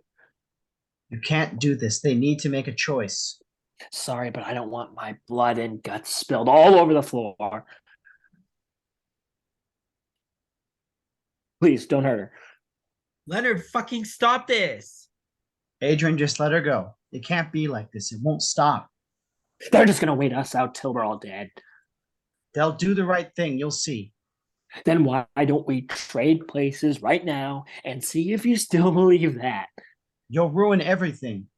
You're right. I'll ruin everything. I'll damn it all to hell. Unless you stop me right now. Come on, Daddy Eric. It's up to you.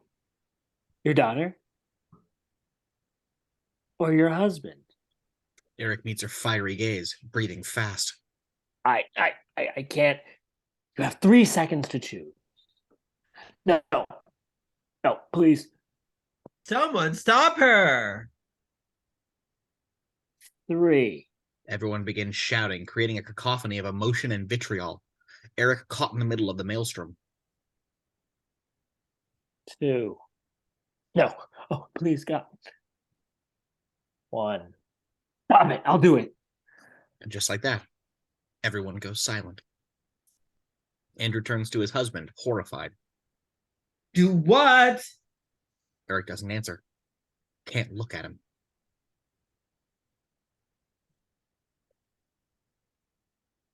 Eric? Eric's gaze rises to meet the three intruders. But where he lacked conviction before, he has it now. I'll do it, but only if Wen isn't in the room. Adriane gives a small nod and moves Wen towards the bedroom. No, She tries to resist, but Adriane pulls her along. no, Daddy Eric, don't do it. You can't. Adriane pushes her into the bedroom and closes the door, standing guard by it. Wen's cries echo from inside. Eric, you can't be. No. Andrew shakes his head, trying to come to grips with this. This is crazy. You know they're crazy. Leonard pulls a small key out of his pocket and unlocks Eric's handcuffs. You're my husband. I love you. Do you hear me? I love you. We're a family. Adriane watches as Eric slowly rises from his chair, relief sweeping through her. Give him your weapon. Eric extends his hand towards her, but Sabrina hesitates. She looks down at the weapon in her hand, fingers locked around it in a death grip. Don't do it. Don't do it, please. Give me your fucking weapon, Sabrina. But Sabrina doesn't move, conflict overwhelming her as she feels the weight of her choice. And now we're in Sabrina's perspective. This is her story. Sabrina looks as Andrew sits helpless in his chair. Then the bloody weapon in her hand. Cut to the same weapon being sharpened with a metal grinder. Interior garage, Sabrina's house, day. Sabrina, 5 days ago. Sabrina stands in front of a workbench in her nursing scrubs, illuminated by the sparks flying from the grinder. No conflict in her eyes, just focused intensity. We can't help but notice the jarring visual contrast, a nurse building something so horrific. She takes a breath, wiping the sweat from her brow, then listens as the whispers rise around her unabated. She goes back to work. Then her phone rings, sitting on a workbench nearby. Sabrina ignores it and keeps sharpening, just like she's supposed to. Ring. Ring. She glances over. Dad on the screen with a smiling picture of them together. Sabrina stares at it as it continues to ring. The whispers grow more intense. She presses her grinder to the metal. Sparks continue to fly. Her phone chimes with a new voicemail. Sabrina tenses, resisting the urge. She steels herself. Then her phone chimes again. She drops the tool and grabs her phone. Plays the message. Sabrina, where in the world are you? I'm losing it here. You have to call me, please. I just talked to your boss at the hospital. She said you've missed your last 4 shifts and aren't returning her calls either. What's happening? Tears well up in Sabrina's eyes as she listens. I know you well enough to know that something's very wrong. You have to call me right now. If I don't hear from you in the next hour, I'm going to the airport and getting on a flight out there to find you. If you don't want to talk to me, that's fine, but I have to know that you're okay. I love you no matter what. I love you, Sabrina. The message ends. She lowers her phone, staring at the smiling image of her with her dad. Exterior back porch, Sabrina's house, day. Sabrina steps out onto her porch. She takes deep breaths, trying to calm her anxiety as she looks out over the beachside town and at the ocean in the distance, hoping to find answers in its vastness. She unlocks her phone, brings up her dad's number. Her thumb hovers over the call button, but she's interrupted by a low rumble. The porch begins to tremble beneath her. Distant screams echo. Sabrina's gaze rises to the ocean, and sheer horror washes over her face. An enormous tsunami approaches the shore at unbelievable speed, careening towards her town. But she can't move, petrified by the sight. People run for their lives, grabbing loved ones, screaming in terror, and the crashing waves overtakes them. Their bodies flung around wildly, no way to survive. A moment later, Sabrina is swept away in the deluge of water that rips everything apart. Interior, Redmond's truck, day. Sabrina, earlier today. Sabrina sits in the back seat in a daze, staring out the window, watching the power lines go up and down, go up and dip down, up and dip down. Redmond drives, Leonard and Adriane on the other seats, all dressed for their arrival at the cabin, coldly focused. But Sabrina just stares away, dreading what's to come. Exterior, highway, day. The truck suddenly pulls over. Sabrina opens her door before it stops and jumps out. She vomits into the dirt. More dry heaves follow, and then subside. She gathers herself, looking back. The others stare at her from inside the truck. She hesitates. then climbs back in, pulling the car door closed. Interior bedroom cabin, day. Sabrina, a few minutes ago. The bedroom door closes, Sabrina's hand on the knob. She stands there for a moment, troubled by her thoughts. Then lets them pass as she takes a seat on the bed, facing Andrew, his hands still cuffed behind the chair. Just the two of them in there now. Look, I don't know what your plan is, but you're wasting your time. Oh, don't worry. I know you're too close-minded to ever open your eyes. I'm just babysitting you while the others talk sense to Eric and Wen. It'll never work. We'll see. You know, I've been wondering, what happens when the clock ticks down to sunset and you're wrong? What happens when the clock ticks down to sunset and we're right? Andrew chuckles, shaking his head. I feel sorry for you. Not the others, but I really truly feel sorry for you. I mean, you're a nurse, right? You're someone who's trained to catch mental illness. I mean, what the hell happened to you? Sabrina bristles, not liking where this is going. Your whole job is to heal people, to save lives. And you're here? We told you, we don't have a choice. And you really believe that? Yes, I do. But her confidence is waning. Bullshit. You're no harbinger of the apocalypse. You're a nurse with schizophrenia. I've seen plenty of schizophrenics. There's a big difference between a delusion and a vision. I'd call it more of a fine line, or more likely, no line at all. What are the chances 4 people had the exact same visions? What are the chances one person had a delusion and convinced others it was real? I'd say that's a hell of a lot more plausible. Now that's bullshit. Then how come you never told us how you met? We met this morning at a boardwalk on the coast. So you came all the way across the country from California, randomly showed up on a boardwalk, and just happened to find 3 other people dressed in jeans, fancy shirts, who were all ready for the apocalypse. Sabrina averts his accusatory gaze. You met before, didn't you? It doesn't matter.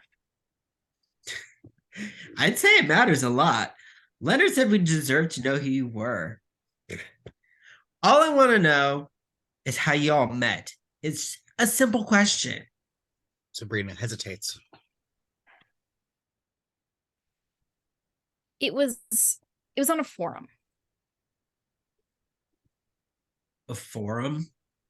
You mean like an internet forum? Are you kidding me?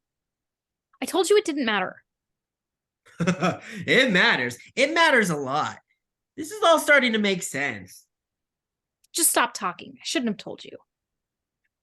You were suffering, right? Seeing horrible things, hearing horrible things. Sound familiar? She looks away, refusing to engage. But instead of seeking professional help, you went online. Then you found a couple others who had the same kind of delusions as you did. You become an echo of your own. You become your own echo chamber, and it got worse and worse. Until here we are. That's not what happened. It's not, because it happens like that all the time. That's why you hear about some soldier killing people on his base, because he spent all his time on a message board where everyone thought there was a shadow government stalking them, or why they thought Hillary Clinton was running a pedophile ring out of a pizza parlor and decided to go shoot it up, or a nurse come to believe that the apocalypse is coming, so she has to stop it. It's a shared delusion. None of that has anything to do with this. I don't think you really believe that. I think you have doubts. I saw the tears in your eyes when you were cleaning up Redmond's blood. Not exactly the mark of a true believer. It doesn't mean I have to like what's happening. You're not like the others. You want to believe, but you know in your heart that what you're doing here is wrong and evil. You know it. Sabrina doesn't respond. Can't look him in the eye. Interior common room, cabin, evening. Back to present. Sabrina averts everyone's gaze as she stares at the weapon in her hand. Eric opens his hand, waiting for her. Give it to him, Sabrina. But she's still hesitant.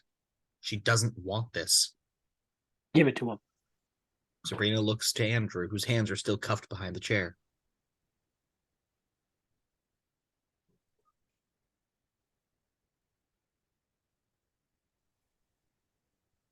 Don't. You're better than this. She wavers, half of her believing him. And then she extends her arm, holding out her weapon. Eric takes it, and their eyes meet. She silently begs him not to go through with it. But then he moves behind Andrew, weapon in hand. Eric, for God's sakes, listen to me. You can't do this. I know you don't believe them.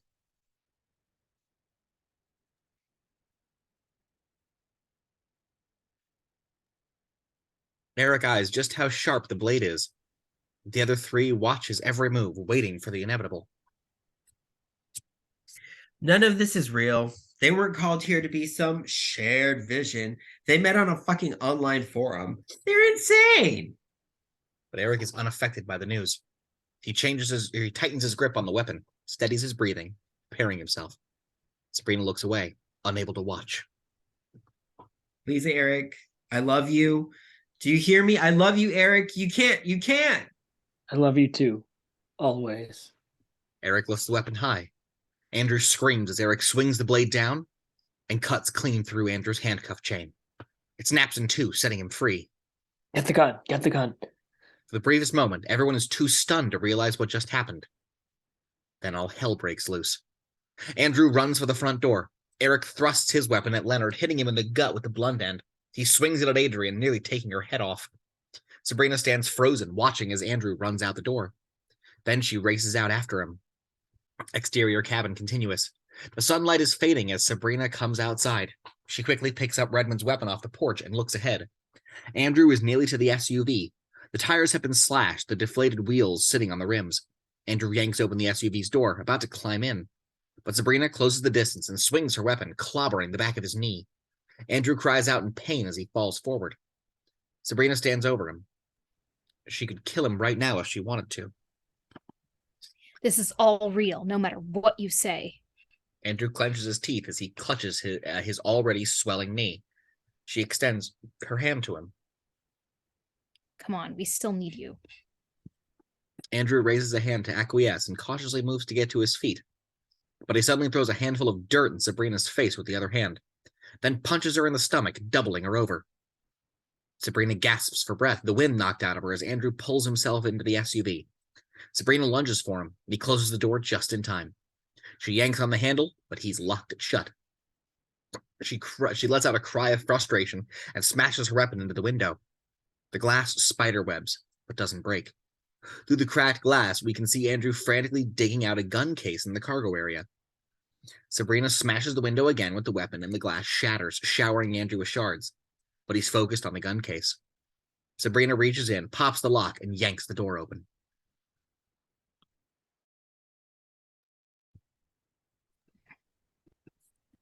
We don't have time for this.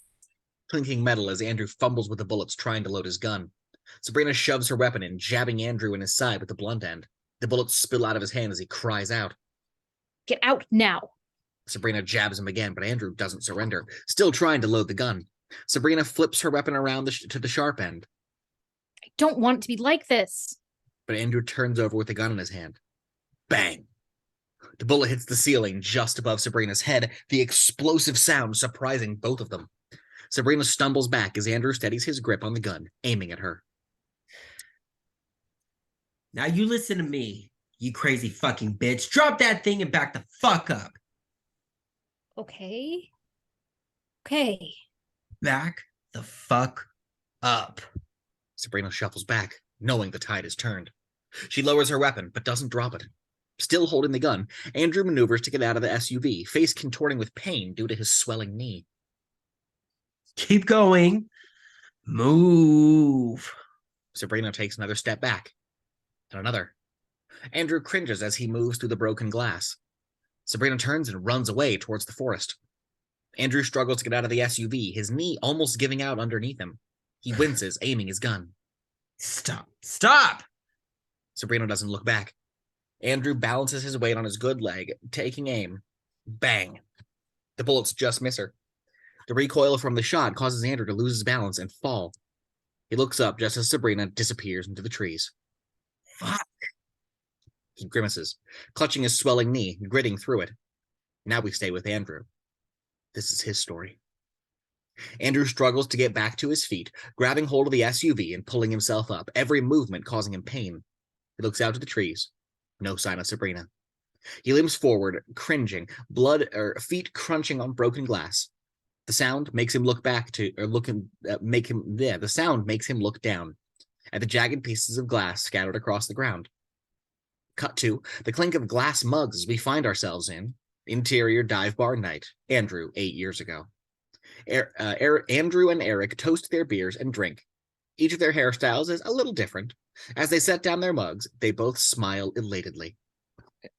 I can't believe we're actually going to do this. But you're excited, right? Of course, I'm over the moon. You're freaking out, aren't you?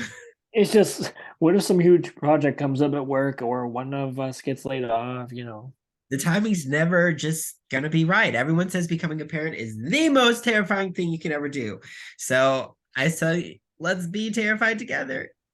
He takes Eric's hand, squeezing it. Eric smiles, reassured. Get out of here with that shit. Andrew and Eric turn, seeing a drunk 40s, a cheap beer bottle glaring at them. Do your gay thing behind closed doors, you hear me? Not out here in the open, it makes us all sick. It's a free country, sir. If you'd kindly mind your own business, we'll mind ours. This ain't a free country for fairies. Actually, it is, unfortunately. It's also a free country for ignorant morons who want to waste their time getting drunk and hating others instead of fixing their own sorry-ass lives. The drunk glares at him, but Andrew stands his ground. Fuck you. Raw. He turns and wanders away. Andrew smirks. You shouldn't have provoked them. I wasn't provoking. I was telling the truth, and the truth hurts sometimes. The drunk suddenly smashes his beer bottle over Andrew's head. Andrew collapses off of his stool while Eric leaps to his aid. Patrons grab the drunk, pulling him away. Andrew. Andrew's out cold, a gash streaming blood on his head. Interior emergency room, hospital night. Andrew sits on the bed with a doctor stitching up the cut on his head. Eric beside him, holding his hand tight. But Andrew's brooding. A simmering resentment bubbling within him. Interior gun store day. A clerk sets a handgun on the glass counter over a display case full of guns. Andrew picks it up, tests the weight of it in his hands, flips open the cylinder, flips it closed. It feels good. But then he hesitates, looking at the gun in his hand. Is he really going to do this?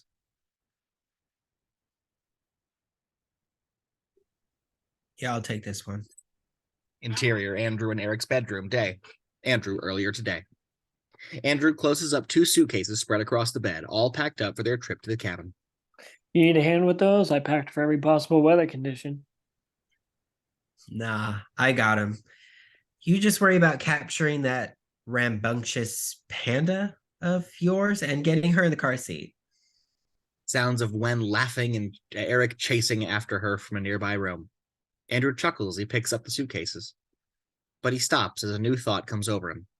He glances back down the hall towards the sounds of Eric and Wen, but neither is in sight. He sets down the suitcase and opens the closet door, reaches up to the top shelf and pulls out a small gun safe. Looks it over, hesitating. Yeah, just in case. He tucks it into his suitcase out of sight. Exterior, cabin, evening, back to present. Andrew clenches the same gun as he limps towards the cabin, favoring his good leg. What was once a quaint vacation home now feels like a foreboding haunted house under a murky gray sky. Thunder crashes as the wind howls. Andrew passes by Wen's jar of grasshoppers, still where she left it. But the grasshoppers aren't moving anymore. Andrew eyes the blood-soaked sheet covering Redmond's carcass on the porch, a trail of blood leading from the body to the front door. Pieces of broken glass and splintered wood mixed in. Stay back. Stay back. Andrew forces himself to go faster. He pushes the door open, gun at the ready as he moves into interior common room cabin continuous, where he's met with a chaotic scene. Eric swings Sabrina's weapon wildly, keeping Leonard and Adriane at a distance. Stay back. It's okay. We just want to talk, that's all. Leonard raises his hands in a gesture of peace, but he continues to stalk closer to Eric. Adriane approaches from the other side, weapon in hand, ready to strike. Andrew aims his gun at Adriane. Drop it. Adriane and Andrew look over, surprised to see the gun. Drop it now. Do it. Where's Sabrina? Drop the goddamn weapon. Adriane makes a show of lowering her weapon to the ground, then drops it with a loud clang. Shut the fuck He up. shifts aim to Leonard, doesn't flinch. I'm done with you. I'm not listening to another goddamn word you say. Just wait. Shut your mouth or I'll put a bullet through it. His fingers on the trigger. Leonard doesn't move a muscle. Adriane watches, hands slowly lowering towards the weapon. A gust of wind billows a curtain to Andrew's side. He turns for the briefest moment. Adriane scoops up her weapon and charges towards Andrew from his blind side. Andrew. Andrew spins as she swings at him. Bang. The bullet hits Adriane in the chest, sending her crashing onto the floor. Leonard rushes to her, putting a hand on the wound, trying to stop the rush of blood. Just breathe. Breathe. Andrew looks down at her, watching as she clings to life. Her eyes meet his as she struggles to speak. You know what the worst part is? Her bloody hand reaches out for her fallen weapon. I knew I was dead as soon as I started seeing all this shit. I knew I was dead already. Her hand tightens around her weapon, and she suddenly sits up with a jolt towards Andrew. Bang. Adriane's throat explodes in a geyser of blood, spraying Leonard as she collapses. She squirms, gurgling as blood sprays out of her, until her body is still. Andrew and Eric stand frozen, staring at the dead body. But as Leonard looks into Adriane's lifeless eyes, his breath quickens, and we see something new in him. Rage. With a thunderous yell, he charges at Andrew. Andrew tries to raise the gun, but Leonard bulldozes into him, slamming him against the wall. Leonard grabs a hold of the gun, but Andrew hangs on as the two of them struggle violently for control of it. Eric races to Andrew's aid, but Leonard yanks the gun backwards. Crack! His elbow clobbers Eric in the jaw, dropping Eric to the ground, clutching his face. Amidst the struggle, the bedroom door opens, and Wen steps out. Andrew hangs onto the gun as Leonard tries to pry it away, pinning Andrew against the wall, smashing him into it over and over and over again. Stop, you're hurting him. Stop. Leonard looks back, momentarily distracted by her voice, and Andrew drops to his knees, causing Leonard to lose his balance and fall forward, his head colliding with the wall. Andrew tightens his grip on the gun, swinging it towards Leonard, but Leonard won't let go of it. Stop it. Stop. Leonard tries to pull the gun free, yanking Andrew's arms up and down, side to side, both still clinging to the gun. Bang. Everybody freezes in horror, then turns, as Wen's small body crumples to the floor, blood spilling from the bullet wound in her chest. Time seems to stand still, disbelief all over Andrew and Eric's faces. Then the reality hits. They run to Wen, holding her in their arms, screaming and crying. Wen, wake up, baby. You okay? Please be okay, God. Wen. Oh God, no, when? Oh please, God, no. And they're just screaming. Indiscernible moans and cries, agony that no parent should ever feel. Leonard watches, devastated. He collapses to his hands and knees, overcome with grief. I'm sorry. I'm so sorry. He repeats the words over and over again. Sabrina hurries back in through the open front door, but she stops in her tracks, taking in the horrific scene. Her weapon falls from her hands. She rushes to Wen's side, going into nurse mode, checking for a pulse, trying to stop the bleeding. But Wen's eyes remain open, unblinking. Andrew and Eric cling to her body, screaming between sobs. Leonard forces himself to take deep breaths, wills himself to crawl to Adriane's body, takes her head in his hands. I'm sorry. He retrieves her white mask from her pocket. gently slides it over her face. It remains remarkably white, in spite of the pool of blood beneath her. Andrew rises to his feet, gun still in hand. He limps towards Leonard, hatred in his eyes. Get up. Get up. I'm sorry. I'm sorry. I'm so. Andrew cracks Leonard across the jaw with the gun, laying him out on the floor. Sabrina watches, not interfering. She can't help but look at Eric, holding little Wen in his arms, continuing to sob. Andrew grabs the upended chair and sets it upright, points his gun at Leonard. Get up, you son of a bitch. Sit in that chair and don't fucking move. Leonard struggles into the chair, still dazed.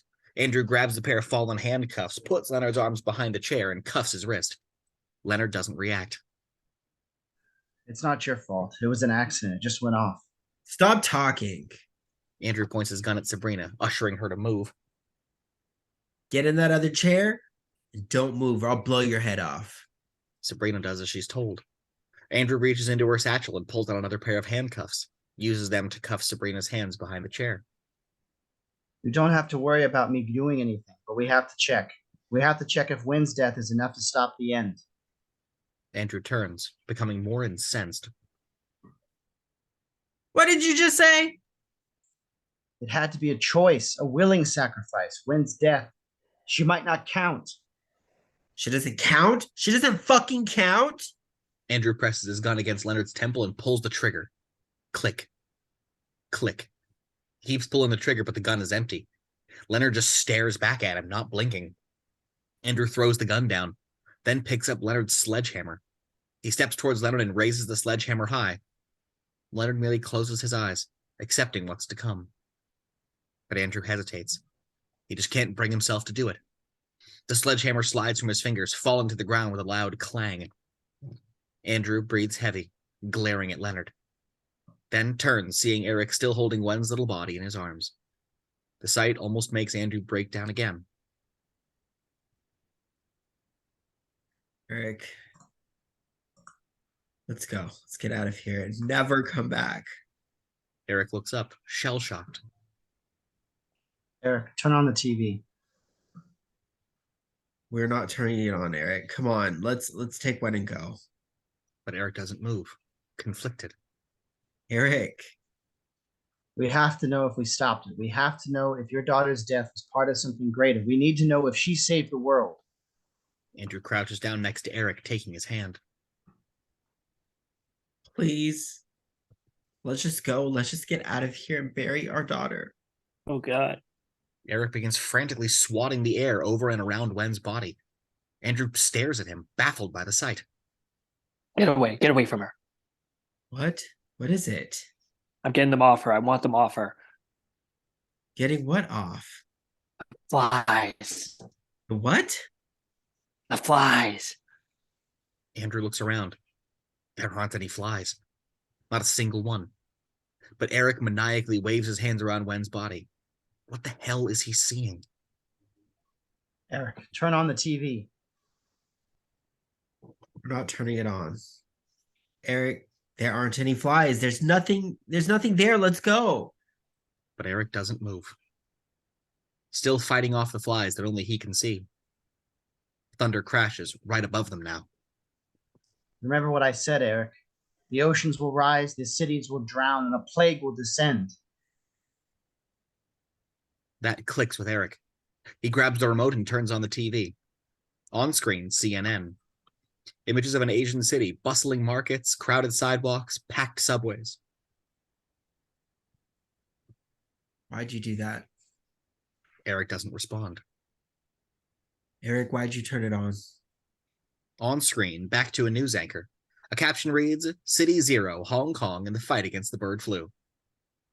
The surging number of H5N1 bird flu cases in Hong Kong over the past 4 months, with a rapidly increasing mortality rate that has crossed 60%. Doctors believe they had the virus contained. Eric stares in disbelief. Andrew eyes him, growing more concerned. But now an explosion of bird flu infections are being reported as far away as England, India, South Africa, and Tennessee, sparking fears of a worldwide pandemic. On screen, images of patients in hospital beds crowded next to each other, hooked up to every life support system available. skin pale, eyes bloodshot, en route to death. We didn't stop it. Turn it off, Eric. He said there'd be a plague. Wen's death was an accident. You didn't choose to make a sacrifice. The only way to stop it is to willingly make a sacrifice. Sabrina watches, shaking her head in disbelief. This isn't right. Eric, there have been stories about the bird flu for years. This isn't a plague.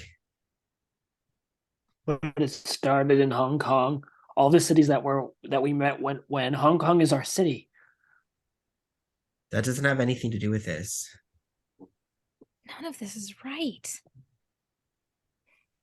Eric, listen to me. We have to go right now. But Eric doesn't move. I saw something after Raymond died. There was something in the light, a figure. You have a concussion. There was a presence, and I felt it again with Adriane, and Wen died. It was a hallucination. Listen, we can't argue with each other. It's what they want. Now, please, let's go. Eric hesitates, then mutes the TV, but doesn't turn it off. The horrible images continue to play. I just need a minute, okay? Eric. Just 1 minute. Eric's sharp tone catches Andrew off guard. Eric gazes at Wen with a sadness that will last forever. It has to mean something. Our little girl, it has to mean something. Everybody watches as he holds her in his arms. None of this is right. It should be over. What kind of God wants this? Demands this? Her question hangs. The one we have. Then maybe the world should end if it's meant to be like this. Shut up, or I'll kill you both. Sabrina hesitates, then looks up to him. I know you don't trust me, but if you let me, I'll help you get out of here. This gets everyone's attention. Sabrina, you can't. If a little girl dies and nothing changes, I want no part of this. I don't believe in this kind of God. We don't need your help. Yes, you do. You can barely walk and your husband has a concussion. You won't make it far on foot, especially if you're carrying Wen. But I can take you to Redmond's truck. We'll find it ourselves. The keys are hidden under a rock on the side of the road. You'll never find them without me. You can't do this. They have to make a choice. There's barely any time left. Then we'll run out of time. Trust the process. Please. Andrew turns to Eric. If we listen to her, will you leave right now? Eric nods. Andrew picks up the handcuff key that's fallen in the earlier melee, steps behind Sabrina, and unlocks her cuffs. If you test me, bitch, it won't end well for you. The cuffs click open. She doesn't make a break for it or try to attack him. She just stands up. Grab something to wrap up your daughter. Andrew stares at her, not knowing if he can trust her. But then he limps towards the bathroom. Sabrina, don't do this. You can't leave. We've come too far. We've all sacrificed so much. Andrew grabs a large towel off the rack, brings it to where Eric and Wen are, bending down alongside them. Once the sun sets, it's over for everyone. You know it. You know it. Andrew and Eric gently wrap up Wen's body in the towel. It's so painful for them, more tears rising. Sabrina, you may try to resist, but I know you still feel it. And it's not going to go away. It's never going to go away until they do what we were sent here for. The sound of metal scraping against the wooden floor. Andrew and Eric look up to see Sabrina picking up Adriane's weapon. Leonard merely closes his eyes as she swings it at his head, and blood splatters across Sabrina's face and shirt. She keeps swinging again and again, eyes focused. All the while, Leonard remains silent. We only hear the splat of his blood and the crunch of his bones. Until Sabrina stops swinging. Her breath steadies. She drops her weapon. The third choice has been made. Andrew and Eric stare at what's left of Leonard. His scalp mashed, white shirt now crimson. Sabrina digs into Leonard's pocket and pulls out the white mask, stretches it over his bloody face. A shaky gasp escapes her. She backs away, horrified by what she's done. Another crash of thunder rumbles through the cabin. Then she realizes something. With trembling hands, she picks up the remote and turns up the volume. On screen, the report continues on the bird flu. Then a breaking news bulletin flashes. Andrew's eyes widen. This can't be happening. On screen, the smoldering wreck of an airplane. An aerial shot of debris scattered in a suburban neighborhood as black smoke rises from billowing flames. Then the screen splits, showing multiple crash sites with different smoldering planes. We're just getting word that as many as 17 airplanes have crashed without warning and without issuing any distress calls. And the skies will fall and crash to the ground like pieces of glass. Andrew watches, jaw hanging open. This time, there's no quick retort from him. Little is known about the causes of these crashes at this time, but aviation experts are already beginning to speculate this could possibly be a coordinated cyber attack on the planes. Andrew picks up Leonard's sledgehammer and lets out a yell as he swings it at the TV, shattering the screen in a shower of sparks. He turns to Eric and Sabrina, sledgehammer in hand. We're leaving now. But Eric doesn't move. His eyes have drifted from where the TV used to sit. We have a choice to make. Andrew steps in front of Eric and takes his shoulders. Listen to me. I just want to get out of this cabin so we can bury Wen. Please. Let's just bury our daughter. Make that choice with me. Eric blinks, coming out of his daze. He looks Andrew in the eye, then looks down at Wen's body. Exterior cabin evening. Sabrina steps out, followed by Eric, carrying Wen's body wrapped in the towel. Andrew limps behind them, gun in hand. They all stop on the porch, staring up at the violent storm clouds filling the sky. Rain falls, lightning flashes, and thunder roars. Trees creak under an onslaught of wind. Only a faint hint of sunlight left on the horizon. Eric moves forward with purpose, holding Wen's body tightly as he walks. Andrew limps behind. He stops at their SUV and opens the back door. Picks up several bullets he dropped earlier. Reloads the gun as he hobbles to catch up. The three of them head down the gravel road towards the forest. It begins to rain. Andrew looks down, letting the drops wash the blood from his face. He glances back at the cabin, once so peaceful, and now horrific. Then he continues after the others. Exterior forest road evening. Rain pours as the three of them walk down the muddy path. Andrew and Eric side by side with Sabrina ahead. Andrew looks up at the gray and purple storm clouds, roiling angry. He quickly looks down and keeps walking. How much further is it? Not far. Andrew eyes the blood-soaked towel in Eric's arm. I can carry her for a bit. Eric shakes his head no, mind swirling just like the storm clouds above. What is it? Leonard was right. We haven't stopped it yet. You're not thinking straight. Everything that he said would happen has happened. You just don't want it to believe it. You just don't want to believe it. All I want is to get that truck and bury our daughter. Eric stops, facing Andrew. Sabrina turns, watching them. Do you really think that everything that's happened today, everything we've seen, do you really think it's all just a coincidence? Do you really think that one of us is killing the other would stop the end of the world? Andrew stares at him as rain pours around them. Do you? You didn't answer my question.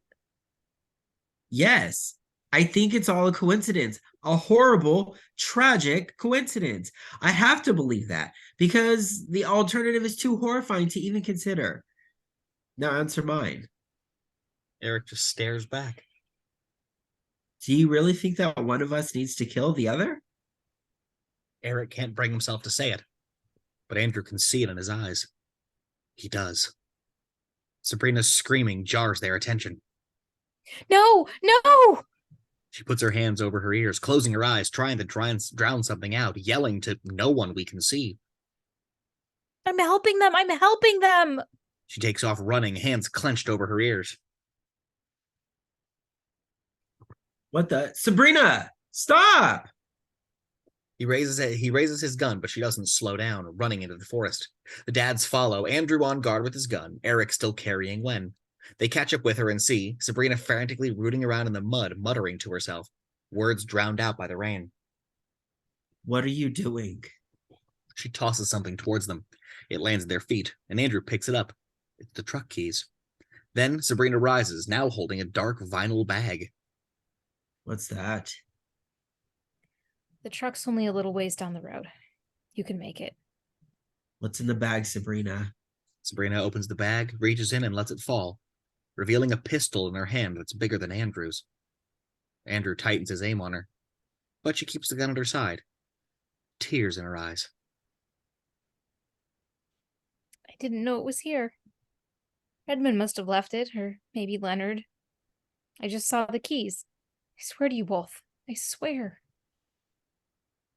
Just drop it. Let it fall. Sabrina's other hand trembles as she reaches into her pocket, pulling out her white mask. No. Put that away. Put it away. Drop the gun. She roughly pulls the mask over her head with her free hand, but it's askew, covering only the top half of her face. You have the keys. Just go. Please, just go. She begins to cry, open-mouthed and silent. Sorry, I wanted to help you. I wanted to help you more than this. Eric gently sets Wen's body down on the grass, then stands to face Sabrina, taking it all in. Sabrina, listen to me. Just... In one swift motion, Sabrina lifts the gun to her own head. No! She sobs as her other arm waves furiously with objection, her will fighting against her mission, mouth twisted in silent scream. Just put it down. Don't do this. Sabrina's wide eyes lock on Eric.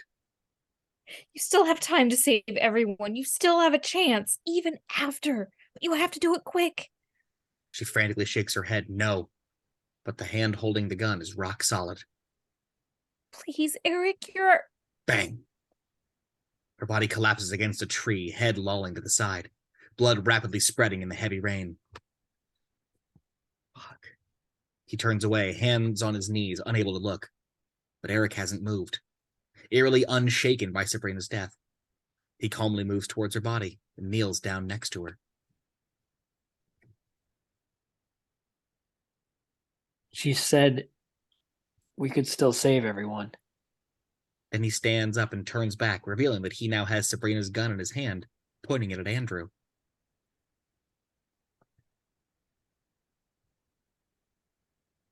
But we have to do it quick. Andrew stares back at him, his gun at his side. I could never hurt you, Eric. And I don't think you'd want to hurt me. Eric's aim doesn't waver. Forget about all the coincidences. Okay? They expect us to believe Wen's death isn't a worthy sacrifice for their god. So you know what? Fuck them and their god. Fuck them all. His voice cracks as a sob escapes, on the verge of breaking down as Eric keeps the gun on him. You try to explain everything anyway. I saw something that you didn't see. You just thought you saw it.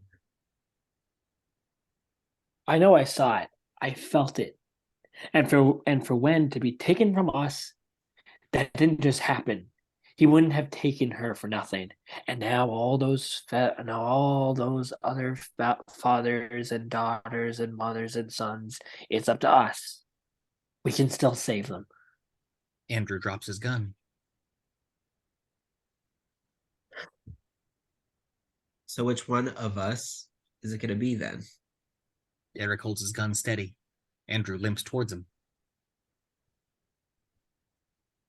Which one? Don't try to take it away. I won't. Promise. He takes a step forward, and Eric puts the gun under his own chin. Andrew takes a sharp breath. You said we have to willingly sacrifice one of us. That's all it takes. I'll do it. You don't have to be here. Just take one and go.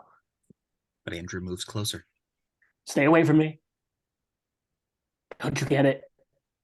My life's already over. I don't want to live without her. But Andrew takes another step towards him. Stay back.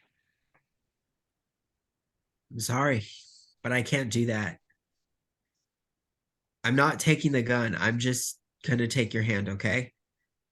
He slowly reaches out, gently taking Eric's free hand in his and wrapping his fingers around it.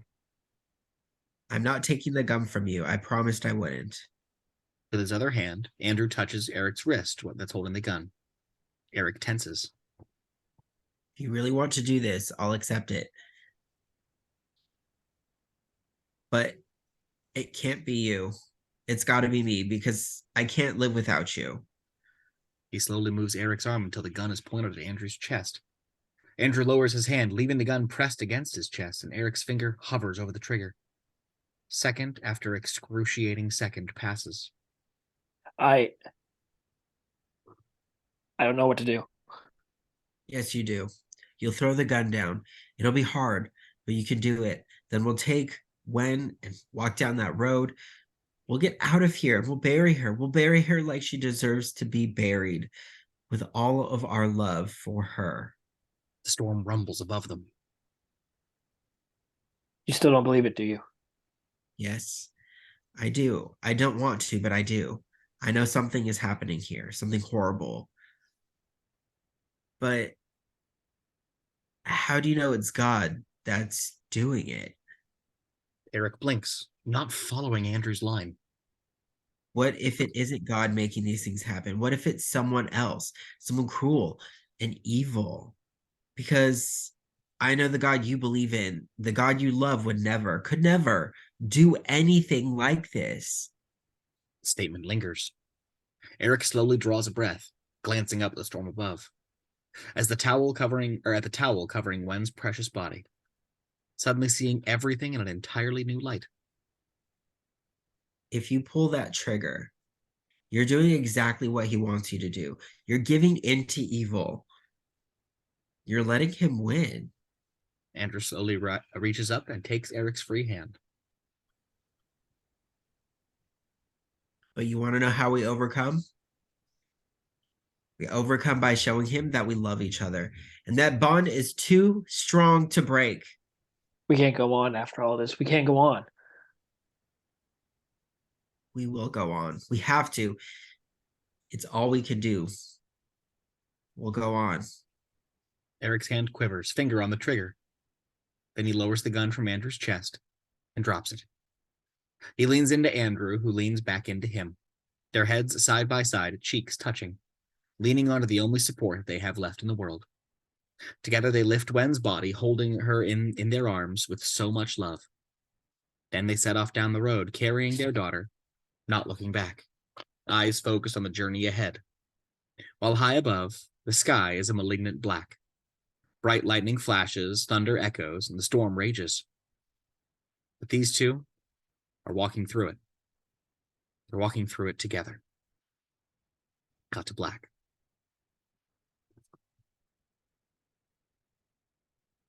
And that is the very different version of The Cabin at the End of the World.